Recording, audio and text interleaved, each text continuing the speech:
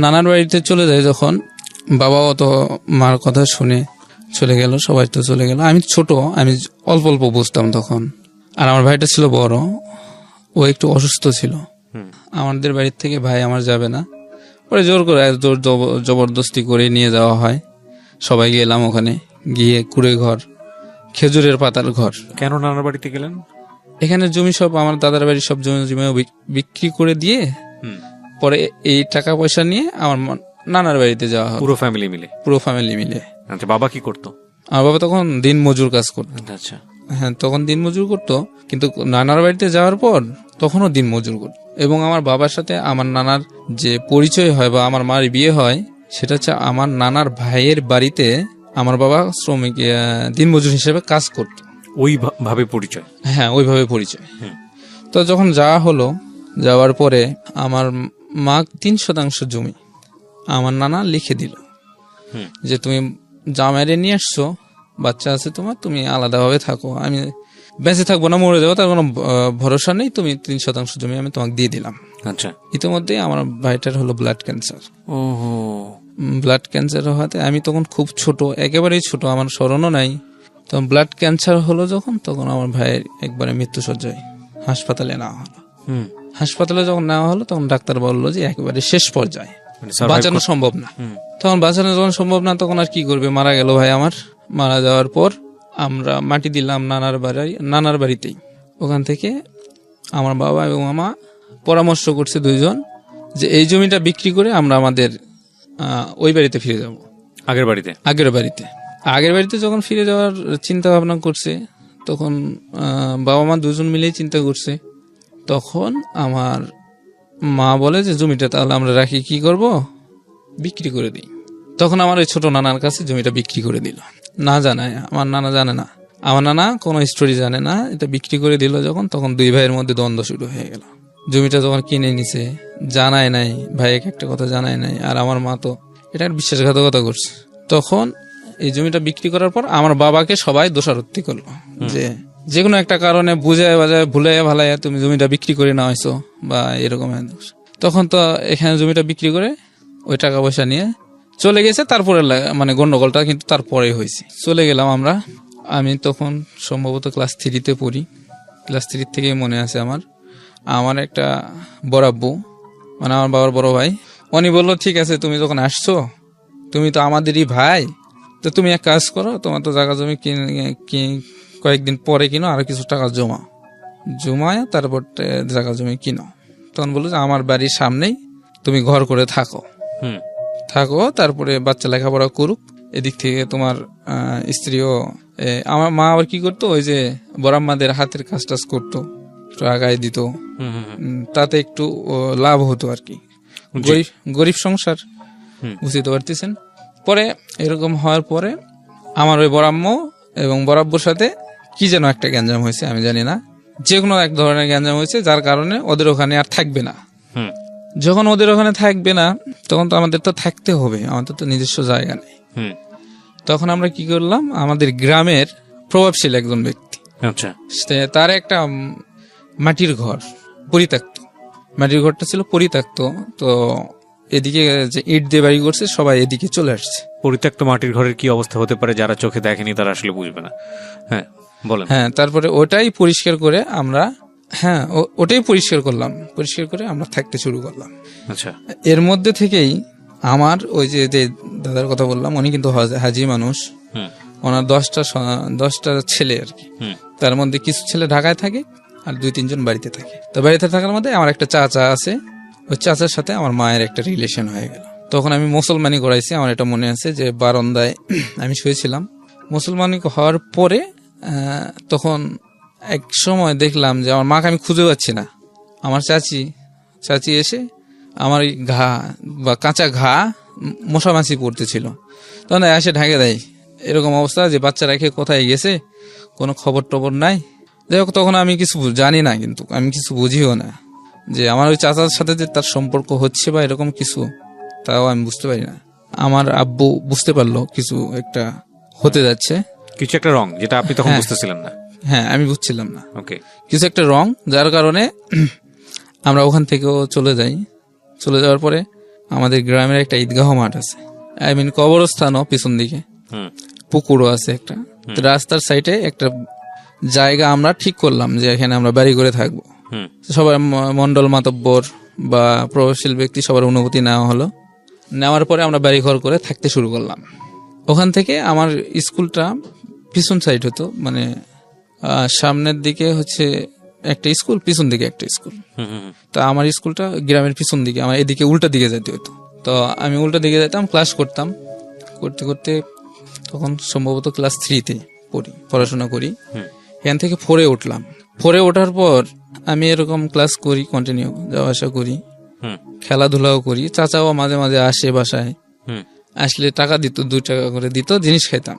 একদিন হঠাৎ করে আমি খেলতে গেছি, হঠাৎ করে আমি ঢুকে পড়ি ঘরের ভিতর। মা বলে ডাক দিয়ে, মা বলে ডাক দেখতে ঢুকে গেছি ঘরের ভিতরে। তো যখন আমি ঢুকছি তখন আমি যে জিনিসটা দেখছি সেটা আমি বিশ্বাস করতে পারি নাই। পরে আমি দেখে আমি বের হয়ে চলে আসছি। বের হয়ে যখন আসছি আমি দাঁড়ায় রয়েছি আমাদের বাউন্ডারির এক কোনায়, দাঁড়ায় চুপচাপ দাঁড়ায় রয়েছি। আর আমার মা কাপড় টাপড় ঠিক করে সবকিছু গোছায় নিয়ে, চাচা তো চলে গেল বের হয়ে। আর আমার মা আমাকে বলল যে দেখো মান্নান, তুমি যদি এই কথা কাউকে বলো তাহলে তুমি জীবনেও আমাকে আর পাবা না, আর যদি তুমি কাউকে কিছু না বলো তাহলে তোমার মা তোমারই থাকবে, কেউ কিছু জানতেও পারবে না। আপনার বয়স কত তখন? তখন আমার বয়স 10 থেকে 12 বছর। আপনি পড়াশোনা করতেন ওই সময়টাতে? পড়াশোনা করতাম, ক্লাস 4-এ উঠছিলাম। তো আমার মাথার মধ্যে এটা ঢুকে গেল যে মা তো আমি হারাতে চাই না, আর বাবার প্রতিও আমার এতটা ছিল না, আদর স্নেহ মা মমতা বা বোঝার মতো ক্ষমতা ছিল না। তখন আমি শুধু এটাই চিন্তা করলাম যে আমার মা তো আমি হারাতে পারবো না। এই বিষয়গুলো নিয়ে কি আগে থেকে আপনার পরিবারে কোনো ধরনের কোনো কিছু আপনি টাচ পেয়েছিলেন যে এই ব্যাপারটা নিয়ে কোনো কিছু হচ্ছে, আপনি আগে থেকেই কিছু জানেন বিষয়টা, নাকি এই ঘটনা ফার্স্ট টাইম আপনার চোখে দেখার পরেই আপনি জানলেন, এর আগ পর্যন্ত কিছু জানতেন না? এই ঘটনাটা আগে ঘটছে কিরকম আমি জানি না, কিন্তু আমার চোখের সামনে যখন আমি ফার্স্ট টাইমই ওটা দেখি, ফার্স্ট টাইমই, তখন থেকে আমি বুঝতে পারি। এর আগে কি হয়েছে না হয়েছে অতটা কিছুই জানতেন না? না, বললাম না, বাবাকে বললাম না, কাউকেই বললাম না, পুরোটাই চাপা দিয়ে গেলাম। স্কুল করতাম, নিয়মিত ক্লাস করতাম, আসতাম টাইম মতো। এই যে আমাদের নিয়মিত ক্লাস করা বা আমার বাবার কাজে যাওয়ার সুযোগে আমার চাচা আসতো মাঝে মাঝে। আপনি কিছু বলতেন না ওই সময়টাতে আপনার মাকে? ওই সময় আমি দেখতে পেতাম না, আসতো যে চলে যেত, আমি দেখতে পেতাম। কিন্তু এই ঘটনার পরে তো আপনার নিজের ভেতর থেকে কিছু একটা বলার কথা, আপনার মা আপনাকে কিছু বলেছে, আপনি শুধু মুখ বুঝে সেটা শুনেছেন, নাকি আপনার জায়গা থেকেও কিছু বলার ছিল? আমি কিছু বলি নাই। কিছু বলেননি? আমি শুধু কাঁদছি যে আমি কি দেখলাম, আমি এটা কি দেখলাম, আমি শুধু কাঁদছি। ভয়ঙ্কর কষ্টের জিনিস। আমি শুধু কাঁদছি, 2 চোখ দিয়ে পানি পড়ে গেছে, কিন্তু আমি দাঁড়ায় আছি বাউন্ডারির মুখেই। আমার মা পিছন থেকে আমার কাছে বলছে, মানে একদম হার্ড কণ্ঠে বলছে, তুমি যদি এই কথা কাউকে বলো তাহলে তোমার মাকে চিরদিনের জন্য হারবা, আর যদি না বলো কিছু সমস্যা নাই, তোমার মার সাথে তো তুমি থাকবা। ওকে।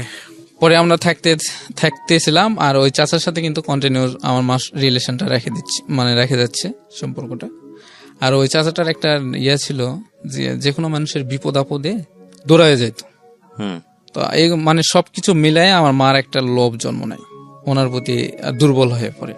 যাই হোক, আমি র্যান্ডমলি যেতে চাই, এরপরে কি হলো স্টেপ বাই স্টেপ? এই একটা ঘটনা এই ভদ্রলোকের জীবনটাকে কোথায় নিয়ে গেছে। আমার মাঝে মাঝে মনে হয় যে আসলে যত কিছুই বলি না কেন, জীবন গল্প অনেক বেশি ডেসপারেট মানুষের লাইফের রিয়েল থিং গুলো তুলে ধরার জন্য, কিন্তু আমার কাছে মনে হয় যে যেহেতু এটা গণমাধ্যমে প্রচার হচ্ছে, সুতরাং সেই জায়গাটা থেকে সেন্সরশিপের একটা ব্যাপার থাকে, অফকোর্স সেলফ সেন্সর বলে যে ব্যাপার থাকে, কিছু কিছু বিষয় আসলে তুলে নিয়ে আসা যায় না। যেমন এই যে বিষয়টা কতটা নির্মম এবং কতটা ভয়ঙ্কর রকম ভাবে একটা শিশু মনে ইম্প্যাক্ট তৈরি করতে পারে, এটাকে আসলে সিনেমাতে যদি চিত্রায়ন করা হয় বা অন্য কোনো উপন্যাসে বই যদি তুলে নিয়ে আসা হয়, তাহলে এই মনের অবস্থার কি বর্ণনা দেবেন একজন লেখক, সেটা তিনি তার মতো করে বলবেন হয়তো বা। কিন্তু যার জীবনে এটা ঘটে গেছে, অল্প করে হোক বা কম করে হোক বা যাই হোক না কেন, প্রিয়জনের এইরকম কোনো ঘটনা, সেটা ভয়ঙ্কর রকম ভাবে একটা বাজে অনুভূতির জন্ম দেয় একটা শিশু মনে। এবং এই ঘটনাকে খুব ছোট করে এখানে না নিয়ে আসলে এই ভদ্রলোকের জীবনটা এই ঘটনাকে কেন্দ্র করে যে কোথায় গিয়ে দাঁড়িয়েছে আজকের দিনে, সেটা আপনারা বুঝতে পারবেন না বলেই খুব ছোট করে আপনাদেরকে একটু টাচ দেয়া। যাই হোক, তারপরে কি হলো? হ্যাঁ, তারপরে আমরা আমার বাবাকে কিছু বললাম না, হাইড করে গেলাম সবকিছু, আর স্বাভাবিক চলতে থাকলো। মা কন্টিনিউ ওই লোকটার সাথে। মার সাথে পরে স্বাভাবিক ছিলেন নাকি আপনি মাকে স্বাভাবিক ছিলাম? স্বাভাবিক ছিলেন। স্বাভাবিক ছিলাম। আমি সবকিছু মাথার থেকে ঝেড়ে ফেলে, আমার মাকে আমি হারাতে পারবো না, আমার শুধু এইটুকুই ছিল যে আমি মাকে ভালোবাসতেন প্রচুর। হ্যাঁ, আমি ভালোবাসতাম, প্রচুর ভালোবাসতাম। পরে এর মধ্যে থেকে বাবা এবং মার মধ্যে একটু কথা হয়, সেটা হচ্ছে যে সংসারের উন্নতি বিষয়টা নিয়ে। সংসার ডেভেলপ করবে, তারা জায়গা জমি একটু কিনবে, একটু ঘর করবে, বাচ্চার লেখাপড়া চালায় যায়। তো এটা আমার বাবার সাথে বসে একটা মানে কথাবার্তা চলে। তখন আমার মামা ঢাকাতে থাকতো। তো যখন এই কথাটা চলে তখন আমার মা বলে যে আমি তাহলে ঢাকাতে গিয়ে চাকরি করি, আর তুমি বাড়িতে থাকো, থেকে কিছু টাকা জমাও, আমি ঢাকায় গিয়ে চাকরি করে কিছু টাকা জমাই, আর আমি মান্নানকে সাথে নিয়ে যাই। আমার কথা বলছে, আমি ওকে সাথে নিয়ে যাই। আর আমিও ইচ্ছুক ছিলাম যে আমি যাব, মার সাথেই যাব। তো আমি কিন্তু বিষয়টা জানতাম, তারপরেও বলি নাই। এটা হচ্ছে আমার বাবা ঠকানোর একটা চাল। এই ভদ্রলোকের সাথে যিনি আমার চাচা ছিল, উনি আবার ওনার সাথে মিট করছে যে আমরা ঢাকা বাস স্ট্যান্ড চলে যাব, তুমি ওখানে চলে আসবে, আসে আমরা একসাথে ঢাকায় চলে যাবো। এই বিষয়টা কিন্তু আমি জানতাম, কিন্তু আমি কাউকে কিছু বলি না। ওইটা আপনি আগে থেকেই জানতেন? এটা আমি আগে থেকে জানতাম, পরে আমি বলি নাই। পরে আমরা ঢাকা বাস স্ট্যান্ড গেলাম রাতের বেলা। তো রাত্রে যখন আমরা পৌঁছাই ঢাকা বাস স্ট্যান্ড, তখন আমরা কাউন্টারে বসি, মা সহ কাউন্টারে বসি। আমার একটু ভালোই লাগতেছিল, কারণ ঢাকাতে আমি কোনোদিন যাই নাই। আমি তো ছোট মানুষ, এমনিতেই তো বুঝতাম কম, তো একটু আনন্দ ফিল করছিলাম যে আমি ঢাকাতে যাই নাই, জীবনে প্রথম ঢাকাতে যাচ্ছি, কখন আসবে গাড়ি। হ্যাঁ, তখন আমার চাচাটা আসে, কিছুক্ষণ পর আসে। তখন সম্পূর্ণ কিছু টিকিট রেডি করে একটু অপেক্ষা করার পরে গাড়িতে উঠলাম। গাড়িতে ওঠার পর কিছুক্ষণ যাওয়ার পর আমি ঘুমাই গেছি। উঠে দেখি আমরা ঢাকায়, কোকাকোলা। তখন আবার ওই কোকাকোলাতে এত বাড়িঘর ছিল না, একটা ঝিল ছিল, আর ঝিলের মধ্যে মানে কবুতরের টঙের মতো বাসা ছিল। তো ওইরকম একটা বাসায় আমার মামা থাকতো। আমরা সরাসরি মামার বাসায় উঠে গেলাম। মামার বাসায় যখন আমরা উঠছি, তখন মামাও বিষয়টা জানতো। জানার কারণে মামাও কিছু বলে নাই। যে সবাই মিলে আপনার বাবাকে ঠকাচ্ছেন? সবাই মিলে ঠকাচ্ছে, আমিও ঠকাইছি। পরে যখন আমরা ওই বিষয়টা মানে যখন আমরা উঠলাম, আমার মামা তো ভাইও জানতো জিনিসটা, কিন্তু তো মামি ছিল না তখন। তো আমরা বাসায় থাকা শুরু করলাম। মার জন্য চাকরির, মামা বললো যে আমার জন্য একটা চাকরি দেখো। আর আমার চাচার কথাটা হচ্ছে যে তিনিও চাকরি করবে, ভালো একটা চাকরি দেখেন। ওই বাসাটা থাকতাম, কাঠের বাসা ছিল, নিচে পানি, উপরে টিন, কাঠের উপরে টিন। তখন কি করতো, ওই বাসায় থাকতো, মার সাথে একটু সময় কাটাতো, কাঠের নিচ দিয়ে মাছ ধরতো, ঝিলের মাছ বড়শি দিয়ে। যখন এগুলো করতো, তখন তো একদিন মনে করেন যে ঝিলের মালিকের কাছে ধরাই খাইয়ে গেছিল, আর অল্পর জন্য বেঁচে গেছে। তো এর মধ্যে আমার সাথে কিছু কথা কাটাকাটি হয়। আপনার চাচার? হ্যাঁ, আমার চাচার। আমি কিছু কথা ধরি বলতে কি, আমার চাচা আমার মায়ের সাথে যখন সম্পর্ক মানে সময় কাটাতো, তখন আমি বলতাম যে আপনি আমার মায়ের সাথে এরকম করেন কেন? আপনি আসছেন মেহমান হিসাবে, আপনি আমার মায়ের সাথে এরকম করেন, আর আপনার এতদিন থাকা লাগবে কেন? আপনার কি এটা শ্বশুর বাড়ি বা বাড়িঘর? আপনি এখানে থাকেন। উনি বিবাহিত ছিল? আপনি এখানে থাকেন, কিসের জন্য থাকেন? নিজের ক্ষমতা নাই কাজ করে খাওয়ার? এরকম কন্টিনিউ ঝগড়া চলতো। একদিন আমার মায়ের সামনে বটি আছে না, বটি নিয়ে আমাকে জবাই করতে বের হয়। আমি কথা ছাড়তাম না। ঢাকাতে আসার পরে আমার কথা মুখ ফুটে গেছিল, আমি কথা ছাড়তাম না। তো আমি দূর দিকে গিয়ে বাথরুমে লুকাই, বাথরুমের ভিতরে ছিটকানি আটকাই দিয়ে আমি লুকাই থাকি। আর একটা কারেন্টের একটা লাইট ছিল, আমি বলছিলাম যে আমি এখান থেকে মারা যাব, আমি আপনাদের সবাইকে মানে একটা সমস্যার মধ্যে ফেলাবো, আপনারা আমাকে নিয়ে এসে এরকম ধরনের আমাকে মারার চেষ্টা করতেছেন। পরে আমার মা কিন্তু কিছু বলে নাই তখন, মানে মাও অসন্তুষ্ট, মানে আমার প্রতি অসন্তুষ্ট কথাগুলো বলার পর। একদিন আরো একদিন ঝগড়া হলো। একদিন হার্ডলি বললাম যে আপনি যদি বাপের ছেলে হন তাহলে কাজ করে খান, এখানে আমার মামার বাসায় বসে বসে খাচ্ছেন, ঘুরতেছেন, রিল্যাক্স করতেছেন কেন? তখন আমার কথাটা শুনে আমার মা বলল যে, মানে রাগ হয়ে গেল। যখন রাগ হয়ে গেছে, তখন ওনার কাপড়, ব্যাগ ট্যাগ ইত্যাদি গোছায় নিয়ে উনি চলে গেল। আর আমার মাকে একটা কথা বললো, সেটা আমি কিন্তু বেশি দিনের জন্য যাচ্ছি না, আমি একটু ঘুরেই চলে আসবো, মানে আমাকে সান্ত্বনা দেওয়ার জন্য সে চলে গেছে।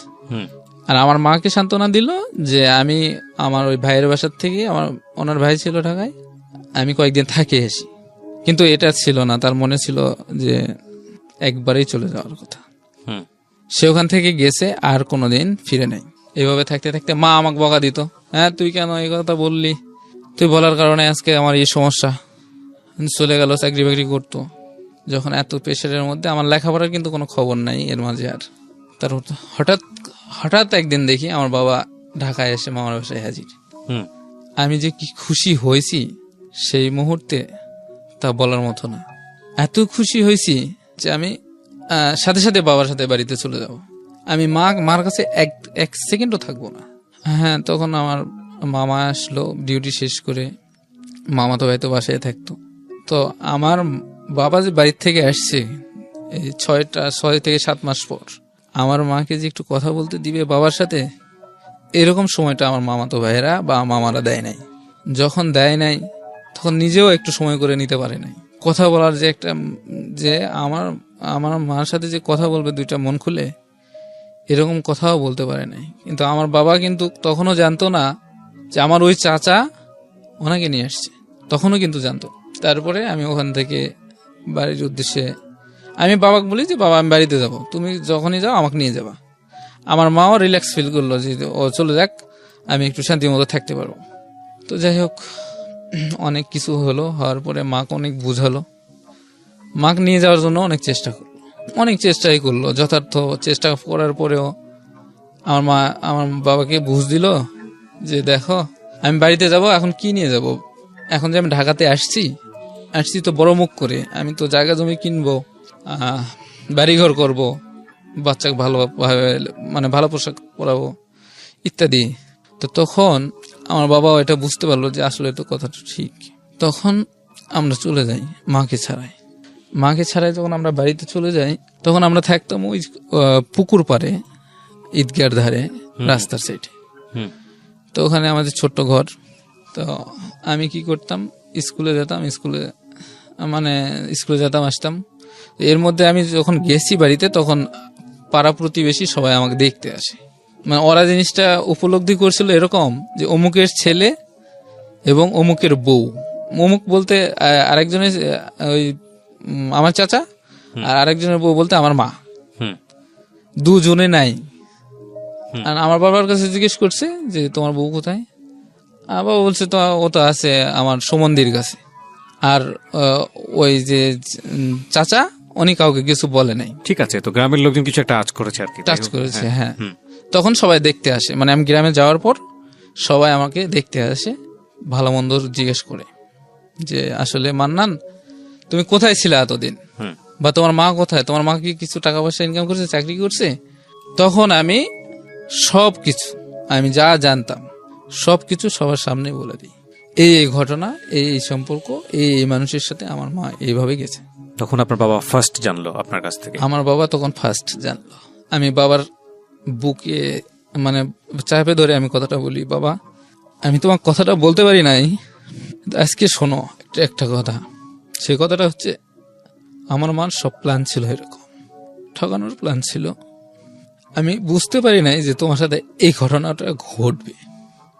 আমি তো বুঝছিলাম যে আমাদের সংসার আরো বড় হবে, আমি বড় হব, লেখাপড়া শিখবো, চাকরি করব, তোমরা থাকবা, একটা সুন্দর সংসার হবে আর কি। কিন্তু সেটা তো আর হলো না। তারপরেও আমরা 1 বছর মার অপেক্ষায় থাকলাম। বাবা আপনাকে কি বলেছিল এই মুহূর্তে? বাবা বলছে যত কিছুই হয়েছে, আমি তারপরেও তোমার আম্মু যদি আসে আমি অনুরোধ করব আসার জন্য, যদি আসে তাহলে আসতে পারে। তখন তো ফোনের যোগাযোগ ছিল না, ফোনটা ছিল একবারে কম। তখন আমার এই ঘটনাটা আমি যে এলাকাবাসীর কাছে বলছি, বাবার কাছে বলছি, এই ঘটনাটা আমার ওই চাচা ও আবার জানতে পারছে। ও যখন জানতে পারছে তো ও আবার টেলিফোন করছে আমার মামার কাছে। ফোন করে আমার মা বলছে যে গ্রামে তো মুখ দেখানোর মতো আর কোনো কথা বাকি নাই, তোমার ছেলে এইসব কথা বলছে, তো তুমি গ্রামে কিভাবে আসবে। হ্যাঁ, তখন আমার মা বলে না থাক, আমি আর যাবো না, আর গেলে আমার স্বামী মানে আমার বাবার কথা বলে যে গেলে আমাকে মারেই ফেলাবে। একটা ভয় ছিল তার মধ্যে। তো ভয়টা যখন ছিল, এটা অবশ্য ওনার ভয়, আমার বাবা শাসন করতো, এটা সত্য, কিন্তু ম্যারেজে ফেলাবে এরকম ছিল না। তো উনি ভয় পাইতো যে আমার অপরাধের কারণে আমাকে হয়তো বা বাড়িতে নিয়ে যায়, ছাই দিয়ে নিয়ে যায়, মারে ফেলাবে বা মারবে। আমরা 1 বছর ওই পুকুর পাড়ে থাকলাম। আমি কখনো রান্না করি, কখনো বাবা রান্না করে কাজ থেকে এসে। এইটুক বয়সে আমি রান্না করতে পারছিলাম। যখন রান্না করতাম, খাওয়া দাওয়া করে চলে যেতাম স্কুলের সময়টাই লেখাপড়া করতাম, আর বাদ বাকি সময়টা খেলাধুলার উপর দিয়ে চলে। পড়াশোনা খুবই মানে কমে গেল আমার। কমে যাওয়ার পর আমার ফুবা একদিন আসে হঠাৎ করে। ফুবা বলে যে এভাবে তো জীবন চলে না, এভাবে কতদিন থাকবা তোমরা। তো আমার ফুপি বলে যে নাকি আমার কাছে দাও, আর তোমরা নতুন করে একটা সংসারের চিন্তা ভাবনা করো। ফুবার সাথে কথাবার্তা এটা। তো কি করলো, ফুপা বললো যে তাহলে তোমরা আমার বাড়িতে চলো, আগে আমার বাড়িতেই থাকবা, ওখানেই খাবা। আমার বাবা বলেছে তোমার বোন রান্না করে দিবে, তুমি বাজার করে টাকাগুলো বাজার করবা, খাবা, 2 বাপ ছেলে মিলে থাকবা। তো আমরা চলে গেলাম ওখান থেকে, ওই পুকুর পাড় থেকে আমরা ওখানে মুভ করলাম ফুবার বাড়িতে। থাকতে আমার ফুপা আবার মজ্জেম ছিল, মসজিদে আজান দিত। তো ফুপা মাঝে মাঝে অসুস্থ হলে আমি আজান দিতাম, মসজিদে গিয়ে থাকতাম। তখন কথাবার্তা মানে লেখাপড়ার কোনো কথাবার্তা আর হয়নি। তখন কি করলো, আমার ফুপা গার্জেন হিসেবে ঘটককে পাত্রী দেখতে বললো যে আমার শালার জন্য একটা পাত্রী দেখো, তার তো আর এইভাবে চলে না, তো বিয়ে শাদী তো দিতে। তখন পাত্রী দেখলো আমাদের গ্রাম থেকে বেশ কিছু দূরে, 10 কিলোমিটার দূরে দেখলো। পাত্রী যখন দেখছে, তখন পাত্রীর গার্জিয়ান জানতে চাইছে যে আগের স্ত্রীটা কি ডিভোর্স হয়েছে কিনা, না হলে তো আমরা বিয়ে দিতে পারবো না। তো যখন এই কথাটা প্রশ্ন করছে, তখন আমার ফুফা বলছে যে আমার একটা উকিল আছে, তাহলে ওনার সাথে পরামর্শ করি, যেহেতু আমরা কোনো ডিভোর্স লেটার পাই নাই আমার মার পক্ষের থেকে, আমার মার পক্ষের থেকে তারা কোনো ডিভোর্স লেটার পায় নাই, সেহেতু একটা কোর্টের একটা আপিল আমরা নিয়ে আসি। কোর্টে গেল, উকিলের সাথে আলোচনা করা হলো। আমি সাক্ষী দিলাম যে আমার মা বহুত আনার চেষ্টা করা হয়েছে বা করছে আমার বাবা, কিন্তু আমার মা আসে নাই। বাট উকিলের সামনে কি এগুলো উকিলকে মানে কোর্টে কি আপনি বলেছেন যে আপনার মার যে এইসব যেসব ব্যাপার আপনি দেখেছেন বা এরকম কোনো কিছু? এরকম কিছু জিজ্ঞেসও করে নাই। আচ্ছা, শুধু জিজ্ঞেস করছে যে তোমার আম্মু আসবে না? তো আমি বলছি যে না, আর আসবে না। আচ্ছা, তো কেন আসবে না? তখন বলছে যে আমার আম্মু যখন গেছে তখন এই ঘটনা করছে। মানে বলছেন তো তাহলে আলটিমেটলি? একটু বলছি, মানে বিস্তারিত বলেননি? বিস্তারিত বলি নাই। বিস্তারিত আমরা এখানেও আনতে চাচ্ছি না। হ্যাঁ, তখন ওই উকিল তখন বললো যে তোমার আম্মু তো আসবে না, তুমি তো এটা শিওর বলতেছো? বলছে হ্যাঁ, এটা আমি শিওর বলতেছি যে আমার আম্মু আসবে না, এই সংসারে সে আসবে না। এটা কি জজের সামনে? জজ না, উকিলের সামনে। আচ্ছা, তখন উকিল একটা কোর্ট পারমিশন দিয়ে একটা অ্যাপ্লিকেশন মানে সাবমিট করে যে এটা নিয়ে যে দেখালে কাজে বিয়ে পড়ায় দিবে। তো ওই কাগজটা কয়েকদিন ধরে ঘোরা লাগছে, মানে আমি তো সহজভাবে বলতেছি, এটা কিন্তু কয়েকদিন কোর্টে যাতায়াত করে আমার বাবা কাগজটা নিয়ে আসছে, আর বাবা আর ফুপা। তখন নিয়ে আসার পর আপনি মাকে মিস করতে তো ওই সময়টাতে? আমি খেলাধুলার চলে বেশি থাকতাম, আর মিস করতাম কখন, যখন রাতে ঘুমাতে যেতাম তখন একটু মিস করতাম, আর তেমন একটা মিস করতাম না, কারণ ফুফু ছিল তখন। আর আগে মিস করার কথাটা যেহেতু বললেন, আগের কথা মনে পড়ে গেল। বাবার সাথে যে 1 বছর ছিলাম, 1 বছর আমি বাবার গলা ধরে ঘুমাইছি, কোনোদিন বাবা ছাড়া ঘুমাতে পারি নাই। বাবা বেঁচে আছে? হ্যাঁ, বেঁচে আছে।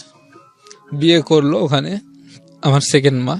ওখানে যখন বিয়ে করলো 15 দিন বা 1 মাস, আমার বাবা তখন ওখানে শিফট করলো ওই শ্বশুর বাড়িতে। আর আমার ওই ছোট মায়ের একটু সমস্যা ছিল, উল্টাপাল্টা কাজ করতো, শিশু মানুষের মতো কাজ করতো, শিশু মানুষের মতো মানুষের সামনে গাছে লাফ দিয়ে উঠতো, আরো অন্যান্য কাজ করতো। যে শিশু মানুষের যে বুদ্ধি যেরকম থাকে, তার বুদ্ধিটা ছিল ওরকম। এই কারণে ওনার পক্ষের থেকেও আমার বাবার তো বিবাহিত, এই পক্ষের থেকেও মানে এটা মিউচুয়েট করে বিয়েটা হয়। তো হওয়ার পরে ওখানে থাকতে থাকতে আমাকে ওখান থেকে একটা স্কুলে ভর্তি করে দেওয়া হয় 6ষ্ঠ শ্রেণীতে, এবং আমার মনে আছে আমি 3 দিন ক্লাস করছি। এই আপনার শেষ পড়াশোনা? এই আমার জীবনের ওখানকার শেষ পড়াশোনা। 3 দিন ক্লাস করার পরে আর কেউ বলেও না যে আমি স্কুলে যাও বা ক্লাস করো বা লেখাপড়া করো। আমি খেলার ব্যস্ত, খুবই ব্যস্ত, খেলতে ব্যস্ত। তখন ওখানে কিছু কাজ হয়, যেমন মায়ের সাথে গন্ডগোল হইতো, বাবার সাথে ঝগড়া হতো, আবার আমার ওই মামাদের সাথে ঝগড়া হতো। এগুলো আবার ফুবার কাছে বলছে বাবা এসে যে এই ঘটনা তখন বলছে যে ঠিক আছে তোমরা আবার এখানে চলে আসো, আমি কি কথা বলতেছি গার্জেনের সাথে, তোমার ওই স্ত্রীকে নিয়ে চলে আসো। তা আমরা আবার চলে আসি। ওখান থেকে যখন চলে আসি তখন তো স্কুল আরো দূরত্ব হয়ে গেল, তখন তো স্কুলের আর কোনো নাম নেই।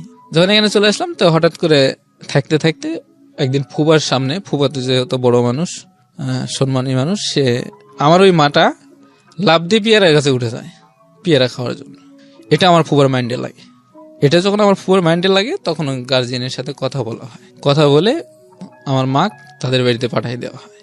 যখন পাঠিয়ে দেওয়া হয় তখন কিছু হয় নাই। তারপরে আস্তে আস্তে সব ত্রুটি আমার ওই নানার বাড়ির সবাইকে বলা হয়। যখন বলা হয় আমি কিন্তু এগুলো কিছু জানতাম না, পরে শুনছি। একদিন হঠাৎ করে শুনলাম যে ডিভোর্স হয়ে গেছে আমার মার সাথে, এই ছোট মায়ের সাথে বাবার ডিভোর্স হয়ে যায়। তো ডিভোর্স যখন হয়ে যায় আমার কোনো ইয়ে নেই, আগ্রহ নাই, ইয়েস নো কোনো ইয়ে নেই, পরামর্শই নাই। তো এরকম হতে হতে মানে ডিভোর্স যখন হয়ে যায় তখন তো সম্পর্ক আর নাই। এখানে আবার ওই সে আগের মতোই ফুবার বাড়িতে থাকা শুরু করলাম। বাবা কাজ করতো, আমি খেলে সারাদিন কাটাতাম, আর ফুপার কাজে একটু হেল্প করতাম। ফুপা আমাকে বলতো যে বাবা আমি মসজিদে যেতে পারতেছি না, তুমি একটু আজান দিয়ে আসো। আমাকে আজান শেখাতো বসে বসে, তো শিখতাম, আরো অনেক কিছু শিখছি।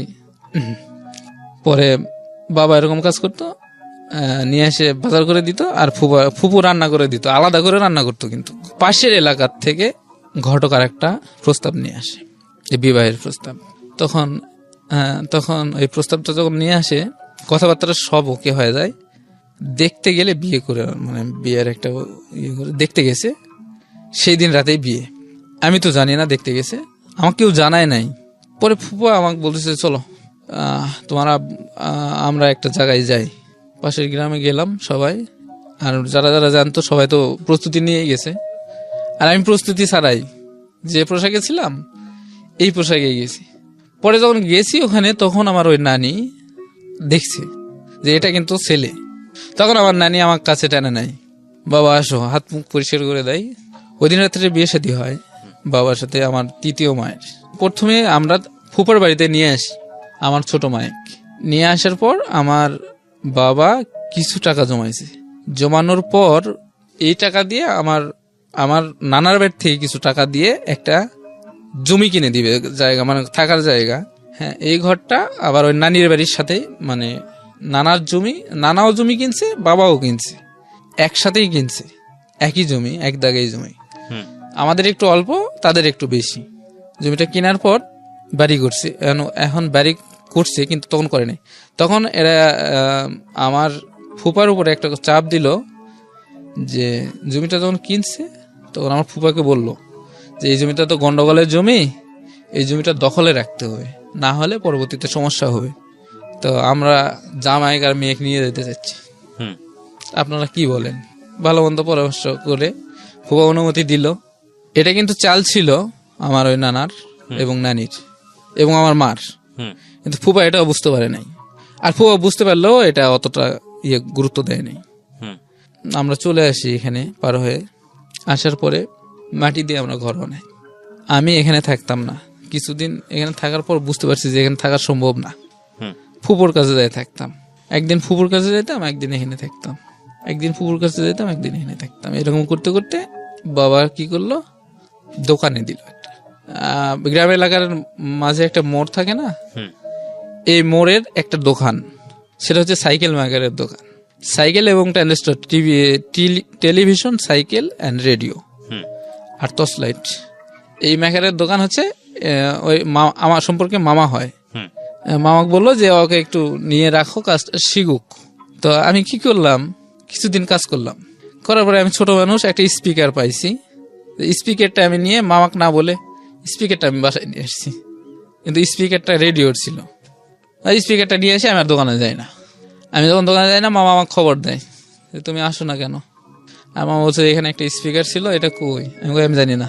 পরে এটা বুঝতে পারছিল যে মামা দেয়, আমি জিনিসটা নিয়েছি, কিন্তু আমি জিনিসটা ওটা আমার কাছে ভালো লাগছে, আমি নিয়ে আসছিলাম বাসায়। তখন আমি আর দোকানে যাই না, গেলে তো স্পিকার আমার কাছ থেকে নিয়ে নিবে, আমি দোকানে যাইতাম না। তো এরকম করতে করতে মামা তো আর কিছু বলে নাই, বাবা তো জানতো যে দোকানে আর যায় না। তখন আমাদের এলাকার থেকে আরেকটু দূরে বাস স্ট্যান্ড, ওখানে একটা চাচা থাকতো, তার নাম হচ্ছে কামাল হোসেন, কালাম তো ওনার দোকানে আমাকে আবার দেয় মেকানির কাজে, রিক্সা ভ্যান সাইকেল মেকানির কাজে। তো আমি ওখানেও করতে থাকি। আবার তখনই মোবাইলটা, চাচা একটা মোবাইল কিনে, ব্যবসা বিজনেস, গ্রামীণ যে বিজনেস সিমটা উনি কিনে ব্যবসা করতো। আচ্ছা। আর আমি ওই মেকারের কাজ করতাম, ছোটখাটো কাজগুলো আমি করতাম। সবগুলো করতে করতে 1 বছর অতিবাহিত হয়ে গেছে। যাওয়ার পর পাশে একটা দোকান ছিল, টি স্টল। তো চাচা কিন্তু আমার কোনো বেতন দিত না, আমি শুধু থাকতাম, খাইতাম আর কাজ করতাম। ইলেক পোশাকও তেমন একটা, মানে পরিপোশাকও তেমন একটা দিত না। আচ্ছা। তো আমি বাবা দেখলাম, বাবা বললাম যে বাবা, কার হাতে একটা খবর দিছিলাম যে বাবাকে দেখা করতে বলো। তো বাবা আমার কাছে আসছিল। আমি তখন বলছিলাম যে ওইটি টি স্টলে একটা লোক নিবে, ওদের লোকটা চলে গেছে আর ওরা বেতন দিবে। তো এখন আমি এখানে কতদিন বেকার খাটবো বা বেকার কাজ করব, তুমি একটু তাদের সাথে কথা বলো। তখন আমার ওই সুইট ভাই ওনার সাথে কথা বললো। বাবা যখন কথা বললো তখন সুইট ভাই এবং ওই কালাম চাচা দুইজনে কথা বললো পার্সোনালি। তো কথা বলে দুইজনের সাথে ঠিক আছে, মানে পাশের দোকান যে হতো সেই দোকান থেকে আমার দোকানে আসবে, একটু কথা বলে নিল। তো ওনারা কম্বিনেশন করে চাকরিটা হয়ে গেল। চাকরি বলতে কি, কাজ হয়ে গেল। তখন কাজ করতেছি। কিসের কাজ ছিল এটা? এটা ছিল চায়ের দোকানের। চায়ের দোকানের কিসের কাজ? চা বানানো, দুধের কেটলি পরিষ্কার করানো, মানে হেল্পিং হ্যান্ড হিসেবে। পান বিক্রি করতাম, বিড়ি সিগারেট বিক্রি করতাম, বিস্কিট বিক্রি করতাম। আবার ওখান থেকে 1 কিলোমিটার দূরে ছিল পুলিশ লাইন, ওখান থেকে পানি নিয়ে আসতাম। ভাড়া পানি নিয়ে এসে। কয় টাকা পেতেন? মাসে 100 টাকা, প্রতি মাসে 100 টাকা করে পেতাম। ওকে।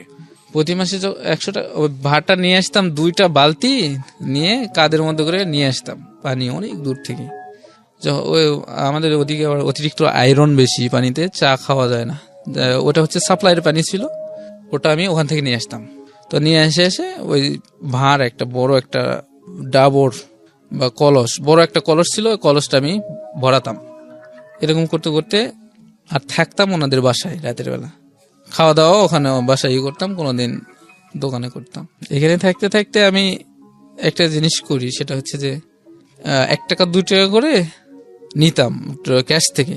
যখন ক্যাশ থেকে 1 টাকা 2 টাকা নিতাম, আলটিমেটলি চুরি করা যেটাকে বলে। হ্যাঁ, চুরি করা, না বলে সরানো। এই টাকাটা রাখতাম। আবার ওই যে ক্যাশের নিচে মাটি ছিল, ওই মাটির নিচে একটা ব্যাংক বসায় রাখতাম, ওই ব্যাংকে জমাতাম। হ্যাঁ, জমাতাম যখন, তখন এটা বেশ কিছুদিন যাওয়ার পরে ওই ভাইয়া বুঝতে পারে। যখন বুঝতে পারে তখন আমাকে দেখায়, এটা কি করছিস, এটা তো ঠিক হয় নাই।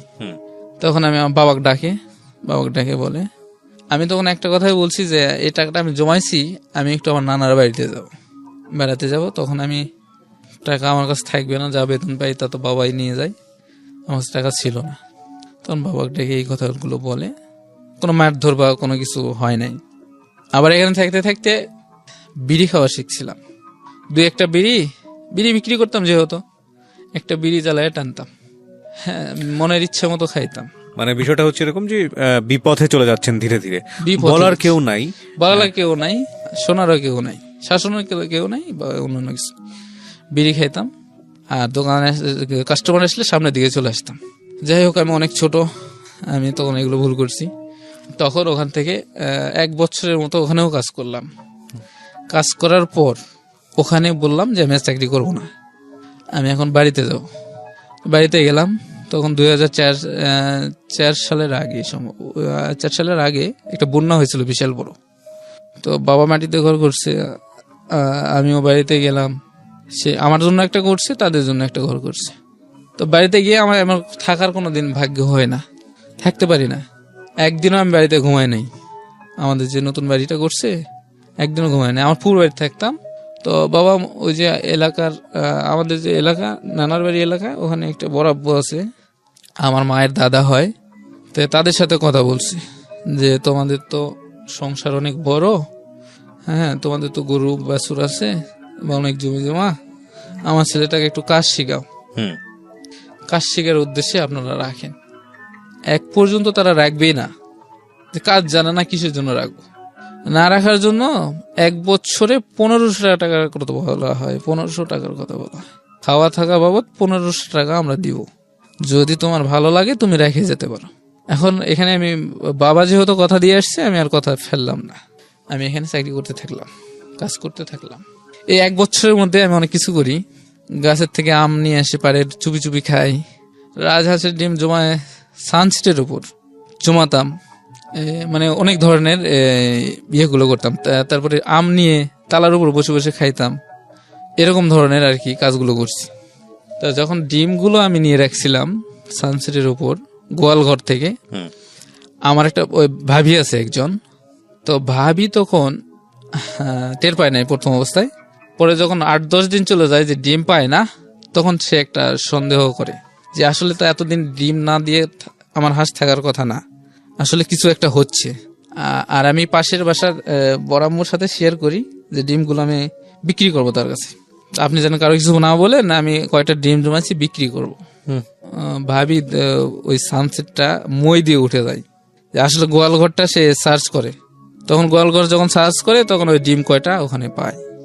ডিম যখন পায়, আমি বাইরে তো কাজে ছিলাম, কাজের থেকে আসছিলাম, তখন আমার ভাবি বলে যে তোমার একটা বিচার আছে আজকে।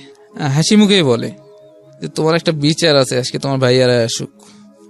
রাজহাঁসে কি সানসেটের উপরে ডিম পারে? তখন আমি বুঝতে পারছি যে কি বিচারটা আছে। তখন এটা নিয়ে আমাকে সবাই, বাড়ির সবাই মজা ঠাট্টা করা শুরু করলো। কোনো কিছু হয় নাই, কোনো কিছু বলেও নাই তারা। এরকম করতে করতে পরে বাবা কি করলো, এলাকার একটা সম্ভ্রান্ত হাজি মানুষ, ওনার একটা দোকান আছে, কাপড়ের দোকান। কাপড়ের দোকানে রাখার জন্য উনি আবার হাজি মানুষ, এলাকার সব মানুষদের একটু সহযোগিতা করেন। কি হয়েছে রাখার জন্য বলেন? সহযোগিতা করতো। তারপরে ওনার কাছে আমাকে নিয়ে গেছে। এই সেম একই রকম যে আমার ছেলেটা তো কোনো কাজ জানে না, ওরা একটু কাজটা শিখিয়ে দেন, বা আপনার দোকানে রাখেন, কাজটা শিখুক বরাব্বুর কাছে। বরাব্বু হয় সম্পর্কে, তো বরাব্বু বললো ঠিক আছে আমার সাথে থাকুক, কাজটা করুক, তারপরে দেখি কি করা যায়। তখন বরাব্বু আমাকে ভালো একটা দিক দিল, সেটা হচ্ছে যে দোকানে সবকিছু শিখার জন্য একটা সুযোগ দিল। সুযোগ দেওয়ার পর আস্তে আস্তে সবার ফেভার হয়ে গেলাম। ফেভার হওয়ার পরে বাড়িতে তাদের যে বাড়ি ছিল ওই বাড়িতে থাকতাম। আর সকালে, প্রতিদিন সকালে ভোরবেলা এসে দোকান খুলতাম। সবার আগে আমি আসতাম। এই বিশাল বড় দোকান ছিল, তো আমি এসে খুলতাম, তারপরে কর্মচারীরা বাদ বাকিগুলো আসতো। এইটুকু বিশ্বাস সে করত। এর মধ্যে আমার মা আমার কাছে ফোন দেয়। এই ফোন নাম্বারটা আমার মার কাছে দিয়েছিলাম দোকানটা। এই নাম্বারে ফোন দিয়ে আমার সাথে কথা বলে মা, যে বাবা তুমি কেমন আছো, কি করো? আমি তো বলতাম যে মা আমি ভালো আছি, তুমি কেমন আছো, কবে আসবা?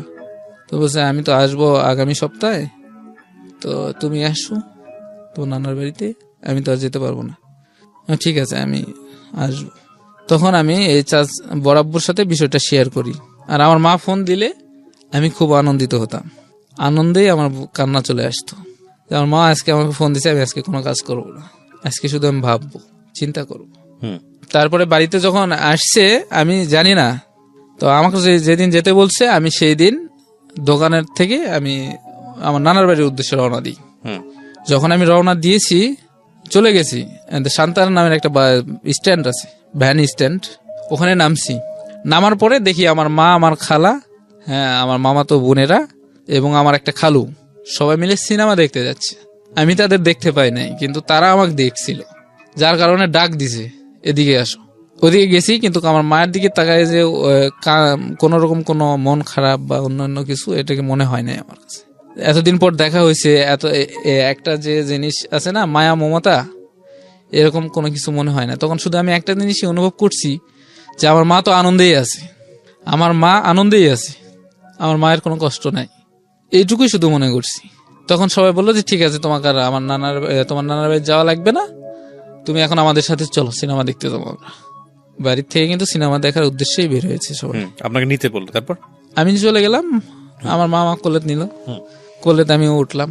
যখন গাড়িতে উঠি তখনকার কথা, কিন্তু 2 বছর পর কোলে উঠলাম। কোলে উঠে গেলাম, সিনেমা হলে গেলাম।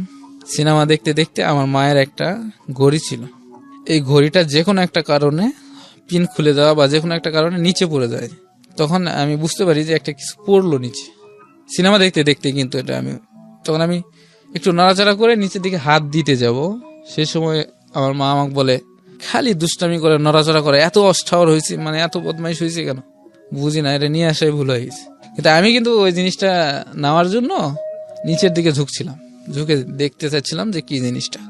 পরে আমি আর মায়ের কথার ভয়ে আমি আর কিছু বলি নাই। তখন যখন বাইরে চলে আসছি, সিনেমা শেষ, বাইরে যখন চলে আসছি, তখন আমার মা ঘড়ি খুঁজে পায় না। তো ঘড়ি যখন খুঁজে পায় না, তখন আমি মাকে বলি যে মা, তখন আমি যে হালতে চাইছিলাম বা ঝুঁকতে চাইছিলাম, তখন তো তুমি নিষেধ করছো, তখন কিছু একটা পড়ছে, তো তুমি তো আমাকে দেখতে দেও নাই। তখন আমাকে বলে যে হ্যাঁ, তুমি আমাকে বলবা না কথাটা, তুমি আমাকে বলো নাই কেন যে কিছু একটা পড়ছে, গাদা ছেলে, বোকা ছেলে। আমার বাবাকে নিয়ে কথা বলে, বোকার বাচ্চা, হ্যান ত্যান এসি, মানে অনেক ধরনের একটা সিন্ডিকেট, সবার সামনে একটা বাজে কথা বলে, এগুলো কথা বলে গালাগালিজ করে। তো গালাগালি করার পর আমি তো আর কিছু বললাম না, ভয়ে থাকলাম। সবাই নানার বাড়িতে চলে গেলাম। নানার বাড়িতে বাবা কোথায় তখন? আমার বাবা তো আমাদের বাড়িতে, আমার ওই ছোট মায়ের সাথে দিনমজুর কাজ করতেছে, খাইতেছে, তার সংসার চলে যাচ্ছে। কিন্তু বাবা কিন্তু এগুলো বিষয়ে কিছু জানতো না। যখন দেখি বাড়িতে গিয়ে, নানার বাড়িতে দেখি ধুম, এক কথায় যে বাইরে থেকে মেহমান আসলে যেরকম ধুম হয়, বা কোনো বিয়ানের বাড়িতে গেলে যেরকম ধুম হয়, সেরকম ধুম। খুব আনন্দ, সবাই খুব আনন্দে আছে। এতটাই আনন্দে আছে যে আমার কথাও তারা ভুলে গেছে। তখন আমি যখন যাই, তখন সবাই আমাকে দেখে আফসোস করে যে বাবা তুমি কোথায় ছিলা, কেমন আছো, ভালো কি মন্দ, কি খবর, সবাই মমতা দেখায়। কিন্তু আমার মায়ের আলাদাভাবে কোনো জিনিস আসছে, এতদিন পর বাচ্চা, শরীরের যত্ন নিয়ে দিই, দেখি মাথায় একটু তেল দিয়ে দিই, বা হাত পা একটু ভালো করে পরিষ্কার করে দিই, নখ টুক কাটছে কিনা ঠিক মতো, কাপড় চুপড় ময়লা পরিষ্কার করে দিই, এরকম কোনো কিছু ছিল না। পরে তো আমার তো বেশি সময় নেই, আমি আবার পরের দিন চলে আসি দোকানে ব্যাক করি। তো ব্যাক করার পর আবার কিছুদিন পর আমার মামা আসে বাড়িতে। তো মামা যখন আসে, তখন আমাকে ফোন করে বলা হয় যে মান্নান, তুমি একটু আসো, আমার সাথে দেখা করে যাও। তো মামা যখন বাড়িতে আসে, তখন মামা ভেগনার সম্পর্ক তো জানেনি। যাই হোক, অনেকটাই ভালো, আসছি মামার সাথে দেখা করতে। তখন আমি সম্ভবত 2 থেকে 3 দিনের ছুটি নিয়ে আসছিলাম। তো মামার সাথে থাকি, ঘুরতেছি, বেড়াইতেছি, এই জায়গা যাচ্ছি, সে জায়গা যাচ্ছি। তখন মামা একটু চিন্তা করে, চিন্তাটা করে এরকম যে মান্নান তো লেখাপড়ায় ভালো ছিল, ওর লেখাপড়াটা কি আবার স্টার্ট করা যায় না? তখন আমিও রিকোয়েস্ট করলাম মামা যে মামা, আমি লেখাপড়াটা করলে ভালো হবে, আমি তো লেখাপড়া করতে চাই, কিন্তু আমি তো করতে পারলাম না। তখন মামা আমার মায়ের সাথে বিষয়টা নিয়ে আলোচনা করে। আমার মা সরাসরি না বলে দেয় যে না, ওরে আমি নিয়ে আসবো না, ও যেভাবে মানুষ হয় হোক, আমার এতে কোনো দুঃখ নাই। ও মায়ের কথা মানুষের কাছে বলে, কেন বলে? মানে মানুষ মা যতই পাপ করুক না কেন, কোনো ছেলে কি তার মায়ের বিরুদ্ধে কোনো কথা বলে? হ্যাঁ, এরকম ধরনের কথাবার্তা হওয়ার পর মামা বললো, দেখ, ও ছোট মানুষ, ও কিছু বোঝে নাই, যেটা সত্যি সেটাই বলছে, এখন ওর জন্য তো তুই এইভাবে দায়ী করতে পারিস না। তখন মামা তো ভাইও বুঝাইলো, মাইক বুঝাইলো যে দেখো, আসলে জিনিসটা ভালো হয়, আমাদের অল্প কিছু খরচ দরকার হলে আমি কিছু খরচ দিব, তুমি কিছু দাও, আমি কিছু দিই, দিয়ে ওরা লেখাপড়া করাই। তো ঠিক আছে, এদিকে লেখাপড়ার প্রসেস চলতে থাকলো, আমি তো আবার চলে গেলাম। তো আবার মামা ঢাকায় চলে গেল। ঢাকায় যাওয়ার পর আমাকে ফোন করলো যে তুমি তোমার ওই দোকান থেকে চলে আসো আমাদের বাসায়, তোমাকে আমি স্কুলে ভর্তি করে দিব। এগুলোই চলতেছে মোটামুটি আপনার ছোটবেলাতে? হ্যাঁ, এগুলোই চলছে, স্কুলে ভর্তি করে দিব। তাই স্কুলে যখন ভর্তি করে দিবে, আমি তো মহা আনন্দে বাবার কাছে ফোন করলাম, বাবা বললাম যে বাবা এই ঘটনা। তখন বাবা বললো, বাবা তুমি যেখানে থাকো না কেন, ভালো থাকো, তুমি আমার কাছে থাকলো আর মার কাছে থাকো, যার কাছেই থাকো, তুমি মানুষ হও, আমার কোনো বাধা নেই। বাবা বললাম যে আমার একটা 5 পাসের সার্টিফিকেট, তা আগেরটা তো দিয়ে দিছি আমার আগের স্কুলে, তো এতদিন পর আবার 5 পাসের সার্টিফিকেট লাগবে স্কুলে ভর্তি হতে গেলে। তখন বলে সেটা আমি ব্যবস্থা করে দিব, হয়নি, সমস্যা নাই, তুমি কি করতে চাচ্ছ, তুমি যদি যাইতে চাও তাহলে আমি বলে দিই তোমার বরাব্বা। তখন বললাম যে ঠিক আছে, আমি যাব। তখন থেকে আমি ওখান থেকে বরাব্বাক বলি। বরাব্বা একটু রাগই হয়, রাগ হয় এই জন্যই যে মা বরাব্বা কিন্তু জানতো বিষয়গুলো, যে ওর মা ওকে ছেড়ে চলে গেছে আর মামাটা এরকম। তখন একটু রাগই হয় যে এত কিছুর পরেও তুমি ওখানে যেতে চাও, তো ঠিক আছে যাও, আমি আর তোমাকে কোনো বাধা দিব না। চলে আসি, আসার সময় বরাব্বা আমাকে 50 টাকা দেয়, 50 টাকা নিয়ে আমরা চলে আসি। আমি এবং আমার বাবা দুজনেই আমি আসি নানার বাড়িতে।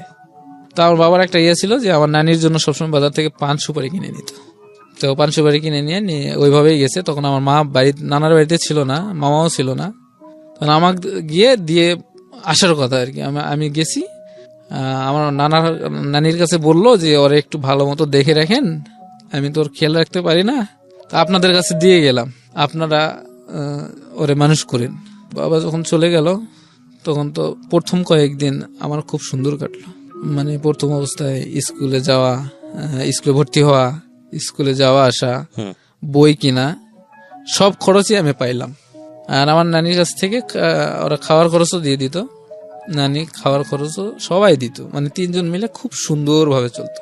এখন আমি এখানে একটু দুর্বল হয়ে গেছিলাম লেখাপড়ার প্রতি এরকম দুর্বল হয়েছিলাম যে আমি ইংলিশ সাবজেক্টটা একবারে পারতাম না। ইংলিশ সাবজেক্টটা মানে একবারেই আমি পারতাম না। তো এই বিষয়টা দ্বিতীয় পরীক্ষার পরে আমার মামাতো ভাই তদন্ত করে। তখন হাই স্কুলের হেডমাস্টার ছিল সম্পর্কে নানা এলাকায়, মানে আমাদের নানার বাড়ির পাশেই বাড়ি। আর আমার একটা মামা ছিল, ওনার কাছে প্রাইভেট পড়তাম। তা ওর সাথে, আমার ওই মামার সাথে আর আমার মামাতো ভাইয়ের সাথে খুব ভালো একটা সম্পর্ক, প্রতিদিনই ফোনে কথাবার্তা হতো। আমার বিষয়টা হচ্ছে প্রায় আমাকে দিয়েছিল কোচিং আমার মামার কাছে। আমি কোচিং করতে করলে ওই ইংলিশটা যে পারতাম না, এটা তখন মামাটা বুঝতে পারছে আর কি পরে।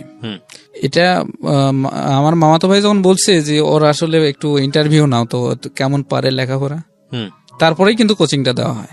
আচ্ছা, কোচিংটা যখন দেওয়া হয় তখন তো মামা বুঝতে পারে জিনিসটা যে ও ইংলিশ পারে না আর অন্যান্য পড়ার প্রতি দুর্বল।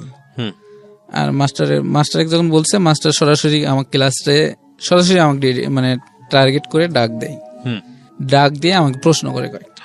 আচ্ছা, তা আমি যেগুলো প্রশ্ন করছি একটার উত্তর দিতে পারি নাই। এক কথায় আমি পুরোই মানে ভুলছিলাম, আমি কিছুই পারতাম না। তারপরে তো এই রিপোর্টটা মামার কাছে গেল। আস্তে আস্তে খাওয়ার খরচ বন্ধ হয়ে গেল। নানি বৃদ্ধ মানুষ, প্রতিবেশীদের কাজ করতো, একটু খাওয়ান দাওয়ান নিয়ে আসতো, খাইতো নিজে। এখন আমি নানির মধ্যে পড়ে গেলাম, বোঝা হয়। এখন মাও খরচ দেয় না, মামাতো ভাইও খরচ দেয় না, মামাও খরচ দেয় না, শুধু ইংলিশের কারণে, শুধু এই পড়ালেখার কম পারার কারণে। এমন সময় এসে গেল, ফাইনাল পরীক্ষার সময় এসে গেল। এর মধ্যে কিন্তু ক্লাস করতেছি, টুকটাক করে ক্লাস করতেই আছি, মানে লেখাপড়ার ছাড়ি নাই। পরে খরচ বন্ধ করে দিল, ডিরেক্টলি কিছু বললো না, খরচ বন্ধ করে যখন দিল তখন আমার নানি আমাকে বিভিন্ন ধরনের কথাবার্তা বলা শুরু করলো। আর এক বাড়ির ছেলে এই বাড়িতে এসে খায় থাকে, কেন আমি এগুলো বোঝা টানবো? আর আমার মায়ের কথা বলতো যে ওর দোষ আছে, ও কেন নিয়ে আসবে। মামার কথা বলতো ওদের আসলে কোনো মিয়া নাই, মানে মানে জ্ঞান বুদ্ধি কিচ্ছু নাই, বাপের ছেলে বাপের কাছে থাকবে, আমার কাছে দিয়ে গেছে, তোরা নিয়ে যা, এরকম ধরনের কথাবার্তা বলতো। খাবার বসতাম, খাইতাম। তবে আমার নানি যত কিছুই মুখে বলতো, কিন্তু আসলে খাবার যখন দিত তখন মন ভরেই দিত। হ্যাঁ, তখন মুখে অনেক কিছুই বলতো, কিন্তু আমাকে খুবই ভালোবাসতো। পরে এই জিনিসটা নিয়ে যখন খরচ বন্ধ করে দিল টোটালি, তখন ফাইনাল পরীক্ষার সময় এসে গেছে। ফাইনাল পরীক্ষার ফিস দিতে হবে। ফাইনাল পরীক্ষার ফিসের কথা আমি সবার কাছে বলি, মার কাছে বলি, মামার কাছে বলি, মামাতো ভাইয়ের কাছে বলি। ফাইনাল পরীক্ষার ফিসের টাকা আর কেউ দেয় না। এখন নানি আমাকে বলে তুই রিক্সা চালা বা গাড়ি চালে টাকাটা দি। আমি কই না নানি, আমি রিক্সা গাড়ি চালাতে পারবো না, আমি ছোট মানুষ, চালাতে গিয়ে জীবন দিব, মেন রোডে চালাতে গিয়ে আমি অ্যাক্সিডেন্ট করে বসলে তো তাহলে তুই কি করবি? আমি বলি তাহলে পড়ালেখা বাদ দিব, আর কিছু করার নাই আমার। তখন কইলো ঠিক আছে দেখ যেটা ভালো হয়।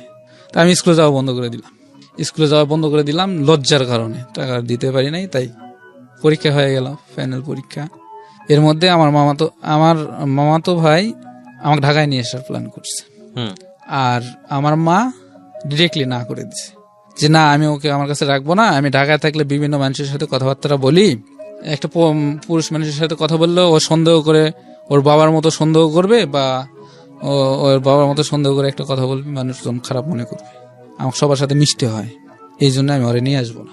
আর ওই যে আগের বিষয়টা বললাম, যেটা যে আমার সব কথাগুলো, যে মার কথাগুলো প্রকাশ করছিলাম, এই জন্য আমার মায়ের কাছে আমি ভালো ছিলাম না। পরে যখন মামাতো ভাই প্ল্যান করলো, মাক না জানায় একটা প্ল্যান করলো, সেটা হচ্ছে হাউজের একটা কাজ। হাউজের কাজ একজন কোম্পানির ডিরেক্টর, তার খেদমত করা, যেমন অফিস টাইমে নাস্তা দেওয়া, তারপরে শু পরিষ্কার করা, জুতা মুছা গোছানো বা গোছিয়ে রাখা, ইত্যাদি ইত্যাদি কাজ করার জন্য তখন আমাকে ডাক দিল। তখন আমি ঢাকা চলে আসলাম, মামাতো ভাইয়ের অফিসে গেলাম। মামাতো ভাই ডাইরেক্ট নিয়ে গেল ওই স্যারের কাছে, স্যারের বাসায়। মা কিন্তু জানে না কিছু, মামাও কিছু জানে না। তো আমাকে ওখানে নিয়ে চাকরি দিল, 1200 টাকা বেতন মাসে। আমার কাছে অনেক কিছু, 1200 টাকা বেতনের কাজ পাইছি, আর কি লাগে। এরকম করতে করতে 8 মাস করলাম। করার পরে 1800 টাকা বেতন হলো। বেতন হওয়ার পর ইতোমধ্যে আমার খালু বিদেশে যাবে, এটা 2008-এর কথা সম্ভব। বিদেশ যাবে, খালুর কাছে আমার টাকা নাই। তো আমি যে কাজ করে টাকাগুলো জমাইছিলাম, আর স্যারে কিছু টাকা আমাকে বকশিশ দিত, পার্টি হতো মাঝে মাঝে, কিছু টাকা পাইতাম। মোটামুটি 10,000 টাকা গোছাইছিলাম, মানে মাসের বেতন বাদেও 10,000 টাকা আমি গোছাই। মাসের বেতন কিন্তু আমি মামাতো ভাইয়ের কাছে রাখতাম, যে তোমার কাছে তুমি জমা রাখো, আমার কাছে তো টাকা রাখার জায়গা নেই। এগুলো বাদে আমি 10,000 টাকা গোছাইছিলাম। গোছাই আমার ওই খালুর এমন পরিস্থিতি হয়ে গেছে, টাকা জমা দিতে না পারলে আর সে বিদেশ যেতে পারবে না বা টাকাও ফেরত পাবে না। তা আমি ওই বিপদের সময় 10,000 টাকা তাকে দিই, 10,000 টাকা তার ভাইয়ের হাতে দিই। তার ভাই নিয়ে তার কাজে মানে ব্যবহার করে, টাকাগুলো নাই। নেওয়ার পরে ওনার কাছ তো হয়ে গেল, আল্লাহর রহমতে উনি সবার কাছে আমার প্রশংসা করছে যে ছোট্ট একটা মানুষ, সে আমাকে 10,000 টাকা দিয়ে হেল্প করছে। আর যেটুকু সান্ত্বনা দিছে, আমি অনেক সান্ত্বনা দিয়েছি যে আপনি কোনো টেনশন করবেন না, এদিকে আমি দেখব। তো খালু যখন বাইরে গেল, সংসারের বাইরে গেলে তো একটা মানুষ এস্টাবলিশ হয় না, সহজে টাকা পাঠাতে পারে না। তখন ওই খালার বাড়ির খালাতো ভাই বোন 2 জন, ভাই একটা বোন একটা, আর খালা, এই 3 জন মিলে একটা সংসারে একটা খরচ আছে, লেখাপড়ার খরচ সহ। তখন 7ম শ্রেণীতে পড়তো আমার খালাতো ভাই, আর আমার খালাতো বোন পড়তো 6ষ্ঠ শ্রেণীতে। এদের একটা লেখাপড়ার খরচ, এই খরচটা আমি প্রায় 1 বছরের মতো বহন করে গেলাম খালু বিদেশ যাওয়ার পর। এই চাকরি করেই এই খরচটা প্রতি মাসে বহন করে দিতাম, প্রতি মাসে 1500-2000 করে টাকা দিতাম। যখন এই টাকাটা দিতাম তখন নিয়ে খরচ করতো, আবার অসুখ বিসুখ হলে আমার কাছে ফোন দিত, আমি টাকা পাঠাতাম। তারপরে এরকম করতে করতে চাকরি করতে করতে আর একটা চাকরি নিলাম, ক্রিয়েটিভ নামের একটা কোম্পানি ছিল, এমব্রয়ডারি কাজ। তখন ওটা আমি বাসায় থাকতাম। তারপরে আমি মার সাথে বাসায় থাকলাম, মানে মার সাথে, মামার সাথে, মামাতো ভাইয়ের সাথে বাসায় থাকলাম। ওখান থেকে যাওয়া আসা করে ডিউটি করতাম। ডিউটি করতে করতে আমাকে কোন বিভাগে দিবে বা কি হিসাবে, লেবার মানে হেল্পার হিসাবে দিবে না অপারেটর হিসাবে দিবে বা সিনিয়র সহকারী অপারেটর খুঁজে পায় নাই। পরে আমাকে লোডার হিসাবে নিয়োগ দিয়েছে। তা লোডার হিসাবে দিলে তো নিচে মাল আসলে উঠাতাম। তো সবসময় মাল না আসলে আমাকে হেল্পারি কাজ করতে বলতো আমাকে পিএম স্যার। তা আমি বললাম, পিএম স্যারকে বললাম যে স্যার আমার কাজ তো আর কেউ করে না, তা আমাকে দিয়ে এগুলো কাজ করাবেন কেন? তখন পিএম স্যার আমাকে ডিরেক্টলি বলে, তুমি যদি এরকম করে করতে পারো তাহলে করো, কাজ করো, আর না হলে তুমি চলে যাও। তা আমি বললাম স্যার আমি চলে গেলাম। ওতে যাও, বের হয়ে আসি। আমি বের হয়ে যখন চলে আসছি তখন সম্ভবত 17 দিন ডিউটি করছিলাম। পরে বেতনটা পেলাম 1 তারিখে বেতন দিয়ে দিল। পরে আমি আরেকটা চাকরি নিলাম, বাড়িধারা পার্কের পিছনে একটা বাসা। 2 মাস চাকরি করার পর আমার বড় ছেলের বিয়ে, বড় ভাইয়ের বিয়ে লাগলো, আমি বাড়িতে গেলাম। আমাদের চাকরি রিজাইন দিয়ে বাড়িতে গেলাম। বাড়িতে গিয়ে কিছুদিন থাকলাম, থাকার পরে আবার ঢাকায় আসলাম। ঢাকায় আসে ধানমন্ডি একটা চাকরি নিলাম, এই সেম চাকরি কিন্তু বাসা বাড়ির কাজ। চাকরি নিয়ে ওখান থেকে কিছু টাকা পয়সা গোছায় বাড়িতে গেলাম। 1050-60 এরকম টাকা হয়েছে। আমি বাড়িতে চলে গেলাম। গিয়ে আমার মামার বাড়ি, যেটা আমার নানার বাড়ি, ওখানে একটা মুরগির ফার্ম করলাম। মুরগির ফার্ম করার পরে আর টাকাগুলো আমার রাখছিলাম আমার খালার কাছে, সম্পূর্ণ টাকা। আমি কই রাখবো না রাখবো, আমার খালার কাছে দিয়ে রাখি, যখন লাগবে এসে নিয়ে যাবো। এরকম করতে করতে 30,000 টাকা আমি নিছি, আর 30,000 টাকা কিন্তু আমি পাই নাই। 30,000 টাকার মতো আমার খরচ হয়েছে ফার্মে। আর 30,000 টাকা দিয়ে আমার খালা কি করছে, শোকেস বানাইছে, একটা টিভি কিনছে, খাট বানাইছে। তখন তো এখন ঈদের সময় এসে গেছে সামনে, এখন মুরগিও বড় হয় নাই, খাবারও কিনতে পারি না, টাকাও নাই। এদিক থেকে খালাকে বললাম, খালা খরচ করে ফেলছে টাকা। তখন খালা যখন টাকাটা খরচ করছে, আমি তখন মুরগি আর কোনো উপায় না পেয়ে মুরগি বিক্রি করে দিলাম। মুরগি যখন বিক্রি করে কিছু টাকা পেলাম, অল্প কিছু টাকা পেলাম। ঈদ পার হয়ে গেল। এর মধ্যে পরে ঈদের পরে আমি ঢাকাতে আসলাম। মাকে বললাম ঢাকাতে যাবো, ঢাকাতে আসার দরকার নেই, ওইদিকেই থাকো, কাজ কাম করে থাকো। তা আমি বললাম যে না, এদিকে কোনো কাজ কাম পাচ্ছি না, আর এগুলো কাজ কাম করা আমার পক্ষে সম্ভব না। ঢাকাতে আসলাম, ওই ধানমন্ডি আর একটা সাইটে গেলাম চাকরি নিয়ে। যখন ওখানে গেলাম তখন আমার ওই চাচাতো বোন, যে চাচাতো বোনের কথা বললাম আপনার প্রথমে, ওই চাচাতো বোনের নাম্বারটা আমার কাছে ছিল। তার সাথে আমি কথা বলতে শুরু করলাম। তো কথা যখন বলছি, 1 বছর 2 মাস পরিচয় দেই নাই, কোনো পরিচয়হীন কথা বলছি, খুব ডিস্টার্ব ফিল করতো। পরে একদিন আমাদের এলাকায় দেখা করতে বলছে, যে দেখা করছে যখন, আমি যখন দেখা করছি তখন আমাকে চিনতে পারছি। তখন আমাকে বলছে যে শোনো, তোমরা যাই করো না কেন, নেক্সট টাইম যেন আর এটা আমি না দেখি, আজকের জন্য ছেড়ে দিলাম। কে বলেছে এটা? আমার চাচাতো বোন বলছে। আচ্ছা। তখন আমি ওখান থেকে চলে এসে একটু দূরে এসে আমি ফোন দিয়ে বলি যে আসলে তোমরা যাকে যা বলছো, আসলে আমি কিন্তু মান্নান না। আমি বললাম আমি কিন্তু মান্নান না, আমি মান্নানের খালাতো ভাই। আসলে তুমি ছেলেটা কষ্ট দিলা। তখন তো ও বিভিন্ন দিক দিয়ে সরি বলে বা আমাকে বোঝানোর কথা বলে যে ওরা একটু বুঝাইন ভালো কি মন্দ। হ্যাঁ, আর আপনি আমাকে ফোন দিয়েন না, এনতেন এসে। তখন থেকে কন্টিনিউয়াসলি কথা হতো, এই যে খালাতো ভাইয়ের পরিচয়ে কথা হতে হতে অনেক দূর পর্যন্ত এগিয়ে যায়। মানে ওর একটা সমস্যাটা হয় এরকম, ডাক্তারি পড়ার ইচ্ছা ছিল খুব। ফ্যামিলি থেকে চাচা টাকা দিতে পারছিল না, আমার কাছে টাকা চাই। ওর পরীক্ষা ছিল এটা, যে আসলে আমি কতটুকু ভালোবাসি তাক। তাই আমাকে বলে তুমি যত টাকা দিতে পারো আমাকে দিয়ে হেল্প করো, আমার 1,20,000 টাকা লাগবে। আমার কাছে 12,000 টাকা ছিল। আমি সাথে সাথে সুন্দরবন কুরিয়ার সার্ভিসে টাকা পাঠিয়ে দিই। তখন পরের দিন যখন টাকা নিয়ে আসে, তখন বলে যে ছেলেটা তো আসলে আমাকে লাইক করে, ভালোবাসে। তো তখন সে বুঝতে পারে, ফিল করে যে ছেলেটা আমাকে ভালোবাসে। তখন ওর মাকে জানায় জিনিসটা। ওর মাকে যখন জানায়, ওর মা, আমি বাড়িতে গেছি, মাকে যখন জানানোর পর এর মধ্যে আমি ওর বাড়িতে গেছি বেড়াতে, আমার ওই গ্রামের বাড়ি, বাবার বাড়ি, দাদার বাড়ি গেছি। তখন ওর মা আমাকে ডাক দিয়ে বলে যে তোমার খালাতো ভাই কি করে, ও আসলে ইয়েটা কি, লেখাপড়া করে নাকি চাকরি করে? তখন আমার চাচিকে আমি বললাম যে আসলে ওটা আমার খালাতো ভাই না, কিন্তু ওটা আমি। আর আপনারা যদি সম্মতি থাকেন তাহলে এই সম্পর্কটা আমি এভাবে করতে চাই। চাচিক সরাসরি বললাম। তখন চাচিক যখন সরাসরি বললাম, চাচি তখন বললো যে আসলে বাবা, এটা তো মেয়ে তো আমার না, যাদের মেয়ে তারাই বুঝুক, এটা আমি কিছু বলতে পারবো না। ওখানে ছুটি কাটায় চলে আসলাম আবার ঢাকায় আসার পর ও এখানে পরিচয় পাওয়া গেল আমার। তা পরিচয় পাওয়ার বললো আমাকে, তুমি মায়া এসব কথা বলছো, তোমার তো সাহস কম না, তুমি এগুলো কথা মার কাছে বলছো? আমি বলছি যেটা সত্যি আমি সেটা বলছি। এখন রিসিভ করবা না ডিলিট করবে সেটা তোমার ব্যাপার। কিন্তু আমার একটা আবেগ ছিল ছোট থেকে, এটা আমি জানাইছি, এখন তোমার ব্যাপার, তুমি কি করবে। এটা জীবনে অপসিবল না। পসিবল হলেও মানুষ যেগুলো কথা বলবে আমি সেগুলো কথা শুনতে পারবো না। তখন আমি অফার করছিলাম যে তুমি কি মানুষের কাছে থাকবা, তুমি তো থাকবা আমার কাছে, আমি তোমাকে অনেক দূরে রাখবো মানুষের থেকে। তারপরও পছন্দ করো নাই, এটা ইগনোর করে চলছে। এটা করতে করতে ধানমন্ডির চাকরির থেকে ওখান থেকে আবার গন্ডগোল হয়, চাচার সাথে আমার বাবার গন্ডগোল হয়। ও আবার কমপ্লেন করছে যে আমাকে ডিস্টার্ব করে, হ্যান তেন এসে। তো ওকে আমি পছন্দ করি না, ও আমাকে বারবার ফোন দেয়, এই সেই।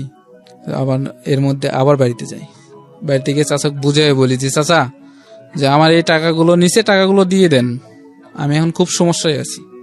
তখন চাচা ওর মেয়ে ডাক দিয়ে যখন বলে যে আর সত্যি তুমি টাকাটা কি নিছো, তখন পবিত্র কোরআন শরীফ নিয়ে শপথ করে যে আমি ওকে চিনি না, আমি ওর সাথে কথাও বলি নাই, বা আমি টাকাও নেই নাই। সরাসরি এই কথা বলে, মিথ্যা কথা বলে। তখন আমার চাচা প্রচুর রাগ হয় আমার উপর।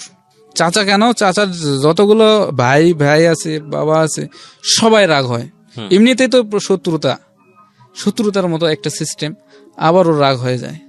পরবর্তীতে আমার বাবা ফোন করে আমাকে বললো যে তুমি বাবা এখানে আসো না, আসলে ওরা রাগ হয়ে আছে, তোমাকে কিছু একটা করে ফেলবে, এটার পরে সমস্যা হবে।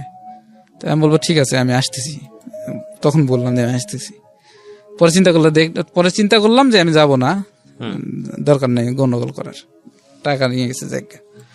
কিছুদিন পর আমার চাচাতো বোনের বিয়ে লাগলো। পরে বিয়ের সময় আমি গেলাম যখন, তখন আমি শুনলাম যে ওর বিয়ে হয়ে গেছে। আমাদের স্কুল পড়ার একটা ছেলের সাথে পরিচিতই। আমি পড়তাম 4-এ, ও তখন 5-এ পড়তো, ওই ক্লাস 5-এ পড়তো।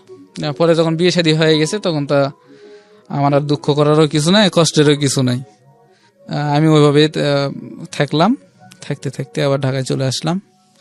ঢাকায় এসে একটা মেয়েকে পছন্দ করলাম। এই বাসার কাজ করতে করতে ধানমন্ডি থেকে একটা মেয়েকে পছন্দ করতে আর কাজ করতে করতে একদিন দেখে খুব চেনা চেনা লাগে। যখন চেনা চেনা লাগে তখন ভালো করে দেখার চেষ্টা করি। ভালো করে দেখার, কাপড় চোপড় পরিষ্কার করতাম, ধুতাম, ফ্লোর পরিষ্কার করতাম, ছাদে যাইতাম কাপড় লাটতে। তো সবসময় ফলো করতাম যে মেয়েটা ছাদে কখন ওঠে। তো আমাদের সাথে আরো ছিল সুমির ভাই, শফিকুল ভাই, ওরাও বলতো কি ব্যাপার তুমি এখানে ওয়েট করো কিসের জন্য? আমাদের ভাই ওই মেয়েটাকে না আমার খুব ভালো লাগে, আমি ওই মেয়েটাকে খুব ভালোবাসি, মানে পছন্দ করি। তো এরকম বলতে হঠাৎ করে একদিন ছাদে ওঠে, দেখা হয়ে যায় সরাসরি। তো যখন সরাসরি দেখা হয় তখন আমি বলি যে আমি তোমাকে লাভ করি, তুমি কি বলো? তুমি যদি বলো তাহলে আমি সব ব্যবস্থা করব। ও কিছু বলে না, ও হাসি দিয়ে নিচে নামে চলে যায়। এর মধ্যে আমাদের বাসার থেকে পাশের বাসা ছিল, ওটা পাশের বাসা, আমাদের এই বাসায় 2টা মেয়ে ছিল, ওরাও কাজ করতো। তো ওর সাথে আর এর সাথে কথাবার্তা হতো, একই ফ্লোর কিন্তু 3 তলা কথাবার্তা বলতো। যখন কথাবার্তা বলতো তো ওর একটা বিআইয়ের নাম্বার আমার কাছে পাঠায়, মানে হচ্ছে ওর বিআই, ওর বোনের স্বামীর ভাই। তো যখন পাঠায় তখন আমি ওর সাথে কথা বলি, ওর বিআইয়ের সাথে কথা বলি, এবং আমরা বন্ধুত্ব বানাই, মানে একজন অপরের বন্ধু হিসেবে আমরা কথা বলতাম। তো বন্ধু হিসেবে যখন কথা বলতাম তখন এক সময় দেখলাম যে আমার ওই মেয়েটার কথাবার্তা যখন বলতাম তখন ও বলতো যে মেয়েটাকে আমি পছন্দ করি, ও আমার ভাইয়ের শালী। আমি বলছি ভাই ওকে তো আমিও পছন্দ করি। হ্যাঁ, পরে আমি ওর সাথে বন্ধুত্ব হয়, অনেকদিন কথা হয়। পরে বললো যে ভাই একদিন আসেন আমাদের এলাকা দেখে যান। তা আমি কি করলাম, গেলাম। যখন গেলাম তখন তো আমার ওই বন্ধু অবাক, শহরের থেকে আমার বন্ধু আসছে। ও ছিল মানে ময়লা শরীরে, খালি গায়ে, অবাক হয়ে গেছে। তখন বললো যে একটু বসেন, আমি আসতেছি যখন বলে চলে গেল। আবার 10 মিনিট পরে আসলো, তারপরে 10 মিনিট পরে আসলো, আমাকে বাসায় নিয়ে গেল। সেদিন আর কোনো জায়গা বের হলাম না। পরের দিন আমি এই মেয়েটার বাড়িতে গেলাম। ও কিন্তু জানতো যে আমি ও একটা বিশ্বাস ছিল ওর যে মেয়েটা ওকে ভালোবাসে, বাট ওর সাথে যতই ছেলে আসুক বা যাই হোক না কেন আমাকে ছেড়ে যাবে না। ও এই বিষয়টা এরকম করে মাথায় নিয়েছিল বিষয়টা। পরে আমি মেয়ের বাড়িতে যাই। মেয়ের বড় বোন ছিল, মা বাবা ছিল, আরো অনেক আত্মীয় স্বজন ছিল। তা আমি গিয়ে বড় বোনের সাথে কথা বলি। কথা বলতে বলতে তখন আমি বলি যে আমি এই জন্য আসছি, যে এই যে আপনাদের মেয়েকে আমার ভালো লাগে। তো আমি তখন বড় আপাকে বললাম যে আপা আমি যে আসছি, আমি তো চলে যাব, আমাকে একটা ছবি দেওয়া যায় মেয়েটার? ওই মেয়েটার ছবি ছিল একটা, তখন দিবে না দেওয়ার মন ছিল। পরে অনেক রিকোয়েস্ট করার পর দিল। দেওয়ার পরে আমি আবার ওটা নিয়ে পরের দিন ঢাকায় চলে আসি। ঢাকায় এসে আবার ওই মেয়েটাকে দেখাই যে এই দেখো তোমার ছবি। ও বাড়িতে যাওয়ার পরে জানতে পারছে যে আমি ওদের বাড়িতে গেছি। তখন যখন দেখাই তখন দেখে বলে যে তুমি বাড়িতে গেছিলা কেন আমাকে না বলে? তো আমি বলছি আমি তোমার তথ্য নিতে গেছি, আসলে তোমার তথ্যটা তোমাকে ভালো লাগছে, তো তোমার তথ্য নিতে গেছি, এই জন্য তোমার বাড়িতে। আসলে এরকম করে কেউ তো আমার সাথে সময় দেয় না, বা তোমার জন্য আমি অপেক্ষা করি, তুমি আমার জন্য অপেক্ষা করো বারান্দায়, তো এরকম কেউ অপেক্ষা করে না, এই জন্য গেছি। ওখান থেকে আবার কিছুদিন পর ছুটি নিলাম, বাসায় যাব। মামাতো ভাইয়ের বাসায়। তো মামাতো ভাইয়ের বাসায় গেলাম ছুটি নিয়ে। মামাতো ভাইকে দেখালাম যে ভাইয়া এই ছবিটা দেখেন, এই ছবিটা দেখে আপনি মামার সাথে কথা বলেন, মার সাথে কথা বলেন, এই মেয়েটাকে আমার ভালো লাগে।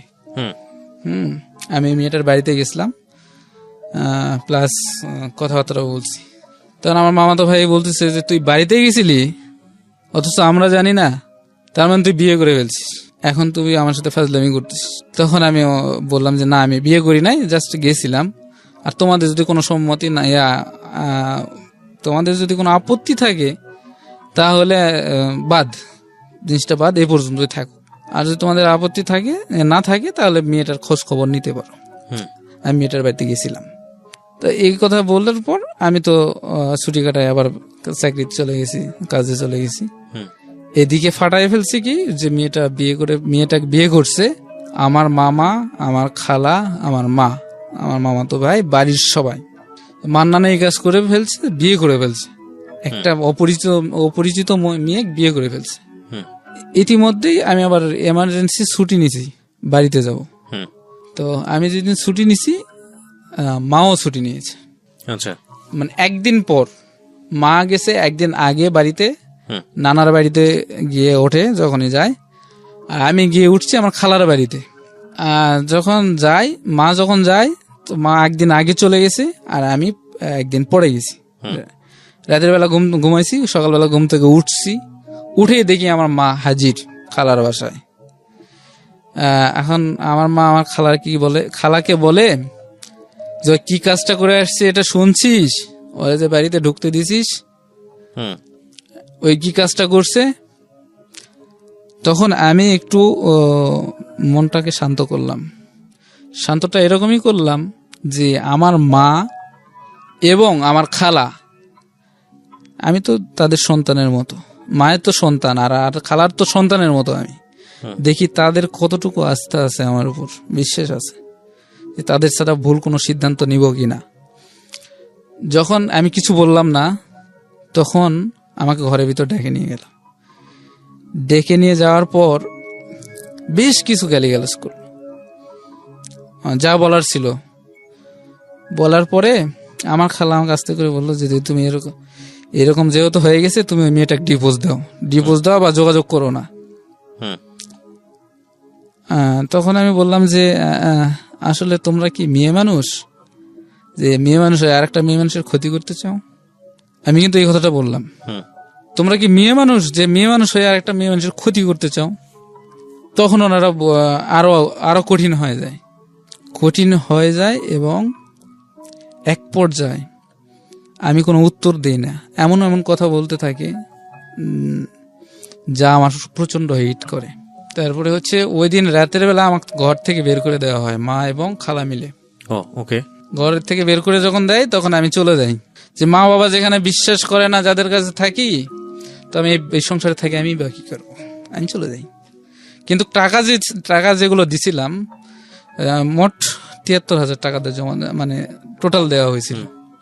আগে দেওয়া ছিল কিছু, পরে আস্তে আস্তে সংসারে খরচ করা সহ ৭৩,০০০ টাকা ২০১০ সালের ভিতরে আমি ওদের পিছনে খরচ করছিলাম। তখন মা আমাকে ডাইরেক্টলি বলে যে তোর আর দরকার নাই, তুই এখন তোর বাবার কাছে চলে যা, আর বিয়ে করছিস, সংসার তুই এখন তোর বাবার কাছে নিয়ে তোর বাবার কাছে যা, টাকা পয়সার পরে হিসাব দেখবো এটা। তো আমি আর কিছু বললাম না, আমি বের হয়ে চলে গেলাম। গিয়ে আমি স্টেশনে বসে চিন্তা করলাম যে বাবা মা আমাকে শাসন করছে, কিন্তু মাকে তো আমি সত্যি কথাটা বলি নাই। আমি আমার মাকে সত্যি কথা বললাম না, মা এবং খালাকে সারপ্রাইজ দিব। সেটা হচ্ছে রাত ১১টা তখন বাজে। আমি মিষ্টি কিনছিলাম ০.৫ কেজি মিষ্টি কিনে নিয়ে, সবচেয়ে দামি হোটেলের মিষ্টি কিনে নিয়ে আমি রাত ১১টার সময় বাসায় গেছি, ওই খালার বাসায় গেছি, যে খালার বাসার থেকে বের করে দিয়েছিল। সেখানে গিয়ে আমি রাত্রেবেলা কাউরে কিছু বলি নাই, কিন্তু মিষ্টির প্যাকেটটা আমি টেবিলের উপরে রাখছিলাম। সকালবেলা ঘুম থেকে জাগার আগে আমার খালা আমাকে প্রচন্ড ভাবে বলতেছে যে ভাইয়া অসভ্য আবার এসছে, হ্যান ত্যান এসে, মানে কেউ লোক জানাজানি হওয়ার আগে বিদায় হও, হ্যান যাই হোক, যা খুশি তা বলছে, আমার কোনো মাইন্ডে লাগে নাই। কিন্তু ভাত যখন খাইছি, ভাত সবাই একসাথে খাচ্ছিলাম, ভাত খাবার বসে আমাকে একটা কথা বলছে, সেই কথাটা আমি আজও মনে করতে পারি না।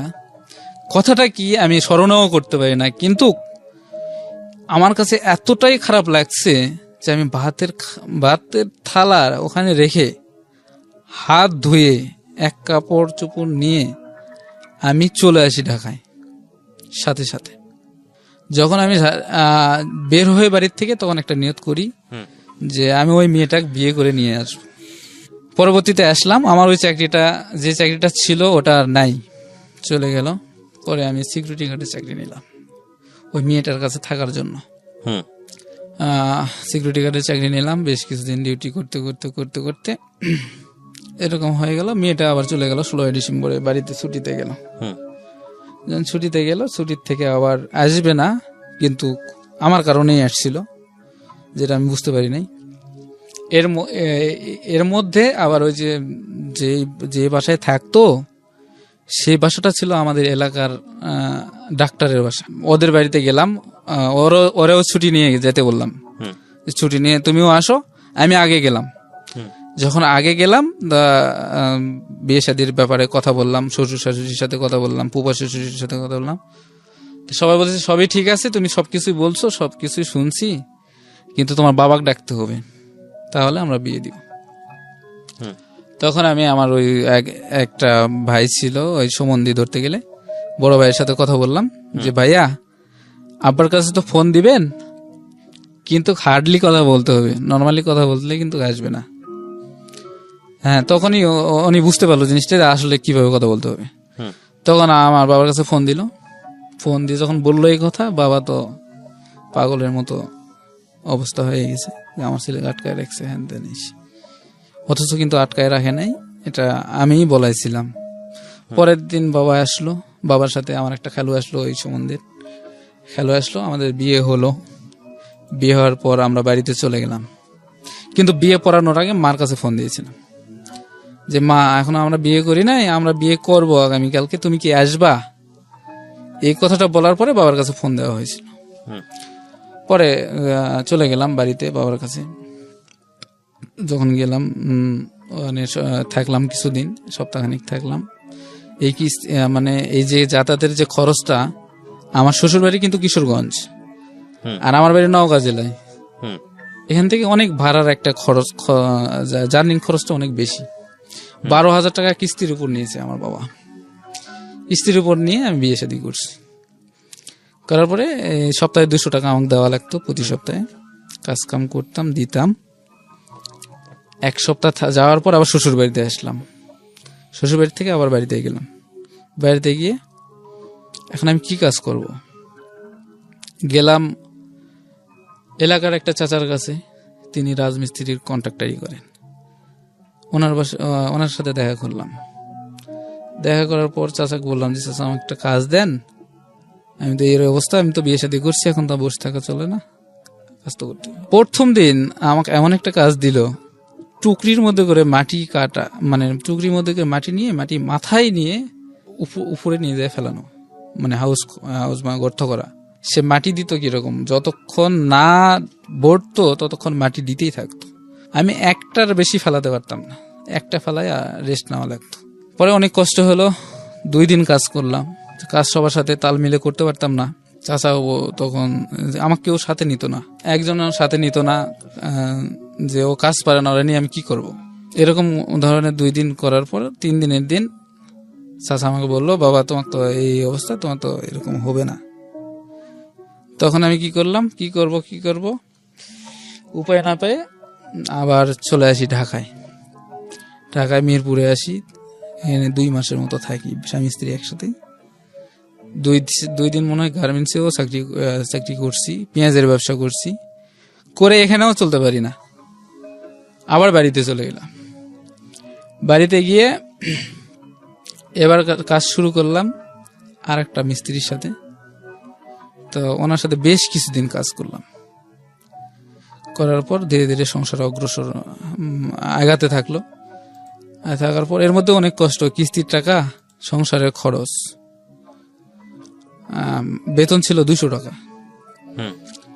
তো এরকম করে করে চলতাম। একদিন কাজ না করলে পরের দিনের খাবার জুটতো না, আমার সবকিছু কিনা। শুধু পানিটা বাদে সবকিছু, লাকড়ি কন, চাল ডাল ইত্যাদি আছে সব। বাবা মা তো আলাদা হয়ে গেছে, আমিও আলাদা হয়ে গেছি। পায়ে আমার প্রচন্ড বড় ফোড়া বের হয়েছে। কাজে না গেলে খাবার জুটবে না। আমি মিস্ত্রিকে বললাম যে ভাই এই অবস্থা, কয় তুই কাজে আসিস, আমি তোর একটু হেল্প করবো নি। তো তারপর করলাম যে ঠিক আছে তাহলে আমি যাবো নি। পরে দেখি যে না, কাজে গেলাম, আমার একটু রেস্ট দিল, মানে শুকনা কাজগুলো দিল। পায়ে প্রচন্ড ব্যথা, ড্যান পায়ে 2টা ফোড়া বাড়াইছে একসাথে। পরে কাজ টাজ করলাম, এরকম করতে করতে এমন একদিন আসলো যে ওই মিস্ত্রি টাকা পায় নাই, রাতের বেলা টাকা দিবে 10টার সময়, আর আমার বাজার করতে হবে, বাজার না করলে রাতের খাবার হবে না,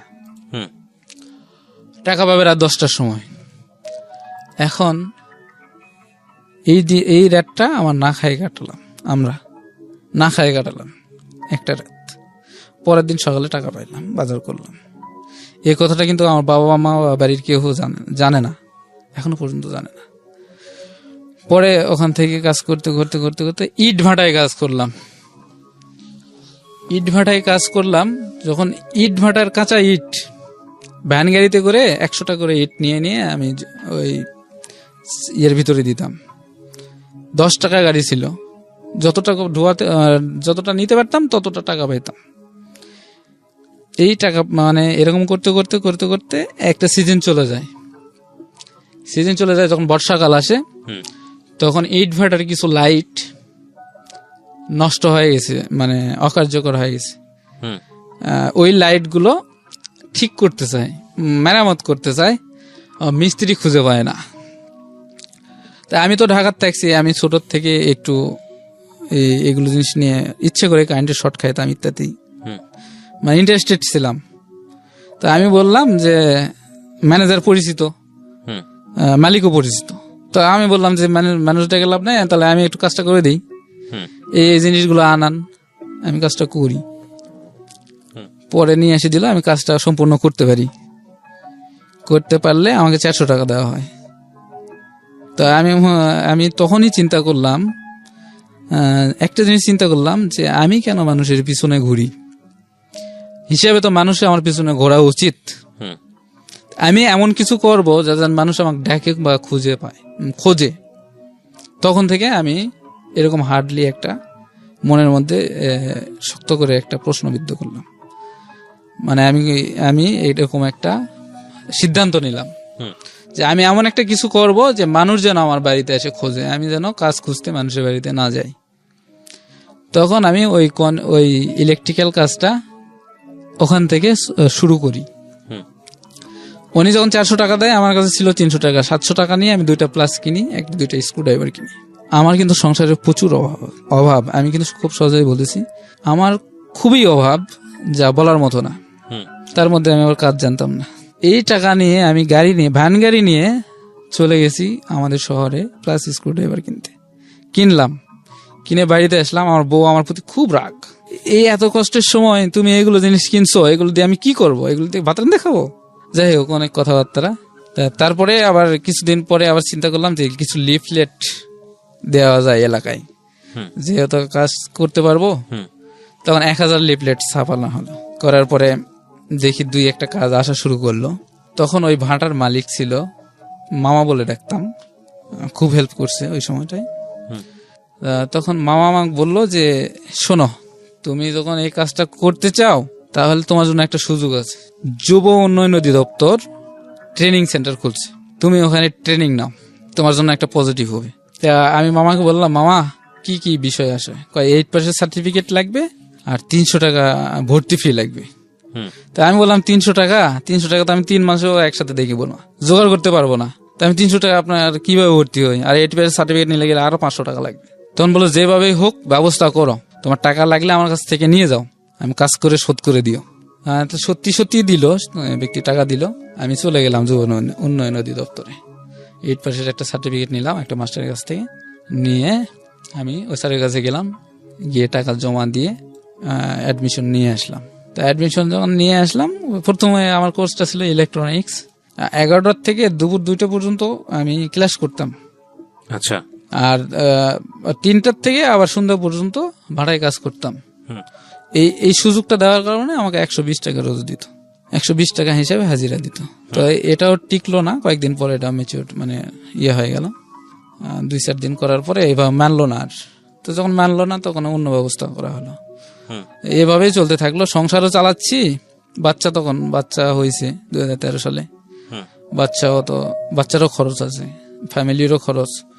এদিকে আবার কিস্তি নিয়েছিলাম, কিস্তির টাকা দিয়ে ভ্যান কিনছিলাম, ভ্যানও চালাই, সংসার করি। পরে এই পরীক্ষা ট্রেনিং শেষ করলাম। ট্রেনিং শেষের পরে একটা দোকান নিলাম মোড়ের মধ্যে। দোকানটা নিলাম, নিয়ে এখানে দেখেন মামার সাথে কথা বললাম যে মামা আমাকে একটু বিদ্যুৎ দিতে হবে সাইটের থেকে, বিদ্যুৎ দিলে আমি কাজটা করতে পারবো। তো মামা বললো ঠিক আছে তুমি দোকান করো, বিদ্যুৎ আমি তোমাকে দিব। কিন্তু দোকান করার পরে আমার কাছ থেকে সে দাবি করে 1000 টাকা, না হলে আমি বিদ্যুৎ দিব না, কারণ এটা তো ব্যবসা করবে সে। তাই আমি বললাম মামা তো আপনি আগেই কথাটা বললেন না, এত টাকা খরচ করলাম, কিস্তি থেকে টাকা তুলে দোকান নিলাম, কি করা যায়। তবে পরে আর একটা দোকান থেকে ইলেকট্রিক কারেন্ট নিয়ে চললাম। চলতে চলতে কিছুদিন কাজ হতো, 1 সপ্তাহ কাজ হলে 2 সপ্তাহ হতো না, 2 সপ্তাহ হলে 3 সপ্তাহ হতো না, মানে একবারেই আবার বাকি কাস্টমার বেশি। পরে আমি কি করব, আমি আর কোনো উপায় না পাই ভ্যান বিক্রি করে দিই। ভ্যান বিক্রি করে দিয়ে ঢাকায় আসি রিক্সা চালানোর উদ্দেশ্যে। ঢাকা মিরপুরে আসি রিক্সা চালাই বেশ কিছুদিন। এর মধ্যে ফ্যানের কয়েল বাঁধা শিখি। মিরপুরে এসে ফ্যানের কয়েল বাঁধা শিখি, নিজে নিজে ট্রাই করে বই দেখে। আমি অনেকের কাছ থেকে শিখতে চাইছি, কেউ শেখায় নাই। পরে আমি নিজেই ট্রাই করছি, বই দেখে শিখছি। পরে রামপুরা একটা চাকরি নিলাম, বয়স্ক মানুষের সেবা যত্ন করা। এখানে 3 মাস চাকরি করতে পারলাম। 3 মাস পরে লোকটা মারা গেল, চাকরি চলে গেল। যখন চাকরিটা চলে যায় তখন ওই কন্ট্রাক্টরের কাছে আমি আবার যাই, কিছু টাকা পাইতাম, 100 না 200 টাকা পাইতাম। এই টাকা চাওয়ার সুবাদে আমি যাই। তখন বলে, আমাকে জিজ্ঞেস করে যে তুমি কোথায় কাজ করো। তখন আমি বলি যে আমি কিন্তু কাজ করতেছি না, এই চাকরিটা আমার চলে গেছে। তখন আমি বলি যে আপনার কাছে কাজ আছে, দিবেন? তো ঠিক আছে, তুমি কালকে থেকে কাজে আসো। এই কাজটাই কি আপনি এখন করতেছেন? এই কাজটা এখন করতেছি। আচ্ছা, আপনার ওয়াইফ, আপনার সংসার কত বছর? সংসার আজকে 2011 থেকে 2011 8 বছর। 8 বছর। তো এই 8 বছরের সংসার জীবনে আপনার স্ত্রী কি সমস্ত কথা জানে? আপনার অতীত জীবনে আপনি আজকে যে কথাগুলো এখানে বললেন? হ্যাঁ, সব জানে। আপনার এই একেবারে ছোটবেলা থেকে কেন ডিটাচড হয়েছে আপনার ফ্যামিলি, সবকিছু জানে? সবকিছু পুরোটা জানে না, কিছু কিছু জানতো। তো আপনি গতকালকে আবার কিছু কথা হয়েছে। আপনি কি হ্যাপি, মানে আপনার সংসার জীবনে আপনি হ্যাপি? হ্যাঁ, এখন অনেক হ্যাপি। বাচ্চা কাছে আছে? বাচ্চা কাচ্চা আছে। কয় বাচ্চা? একটা ছেলে। একটা ছেলে। আপনার বাবা এখন কোথায় থাকেন, কি করেন? আমার বাবা এখন বাড়িতে থাকে, কৃষি কাজ করে। উনি কি পরবর্তীতে বিয়ে শাদী আর করেছেন নাকি? বিয়ে শাদী ওই যে তৃতীয় বিবাহ যখন করছে ওনাকে নিয়ে থাকেন? ওনাকে নিয়ে থাকে, এবং আমার একটা ভাই হয়েছে। আর আপনার মা? আমার মা আমার বিয়ে করার পর বিয়ে হয়েছে। ওই চাচাকে বিয়ে করেছেন? না, আরেকজনকে। আসলে কিছু বলার নাই। আজকের এপিসোডটার লেসনটা কোথায়, শুধু একটা কথা বলি আপনাদেরকে, সেটা হচ্ছে আমাদের জীবন আচরণ কখনো কখনো ভয়ঙ্কর রকম ভাবে কিছু জিনিসের মুখোমুখি করিয়ে দেয়, যেটা আসলে এটার পরের সলিউশন কি হতে পারে এটা নিয়ে আমরা কথা বলি না, এবং আসলে সলিউশন কি হতে পারে সেটা নিয়ে আসলে তেমন কিছু বলারও থাকে না। দেখুন, আমি সবসময় যে কথাটা বলি একটা শোতে, যে আপনি যখন with the name of almighty Allah দুনিয়াতে কাউকে নিয়ে আসতেছেন, তখন আপনার সেই মানুষটার সেই জীবনটার রেসপন্সিবিলিটি আপনার কাঁধে। আপনি যদি তাকে প্রপার ফিট করাতে না পারেন, আপনি যদি তাকে ভালোভাবে বড় করাতে না পারেন, তাহলে তাকে আপনি দুনিয়াতে আনলেন কেন? সেই জায়গাটায় আমাদের দায়িত্ববোধের জায়গা থেকে আমাদের ব্যক্তিগত চাওয়া পাওয়া অনেক কিছুকেই স্যাক্রিফাইস করতে হয়, এবং এটা বাবা মায়ের কর্তব্য, এটা করা উচিত। মা আমাদের কাছে কত বড় ভালোবাসার জায়গাতে, পৃথিবীতে সবচাইতে শ্রেষ্ঠ সম্পদ যদি কিছু থেকে থাকে সেটা হচ্ছে মা, এবং সৃষ্টিকর্তা প্রদত্ত। কিন্তু জীবন কখনো কখনো এত বেশি নিষ্ঠুর, জীবন কখনো কখনো এত বেশি ভয়ঙ্কর যে সেখানে কোনো ইকুয়েশনই খাটে না, সেখানে কোনো যোগ বিয়োগ খাটে না। একটা জিনিস ভুলে গেলে চলবে না, সেটা হচ্ছে একজন মা তার পরিচয়ের বাইরে কিন্তু সে একজন মানুষ, তার কিছু নিডস আছে, তার প্রয়োজন আছে, সেও ভুল করতে পারে, সেও শুদ্ধ করতে পারে। সুতরাং এই কথাটাকে আমাদেরকে মাথায় রাখতে হবে। আমরা বরং জাজমেন্টে না যাই, আমরা বরং এটা চিন্তা করি যে আপনি যখন একটা মানুষকে দুনিয়াতে আনছেন, আপনার সন্তান, তখন আপনাকে অনেক চিন্তা ভাবনা করেই সেটা নিয়ে আসা উচিত। আর আপনি যখন একটা ডিসিশন নেবেন, সেই ডিসিশনের জায়গাটাতে এমনভাবে নেওয়া উচিত যাতে করে আপনার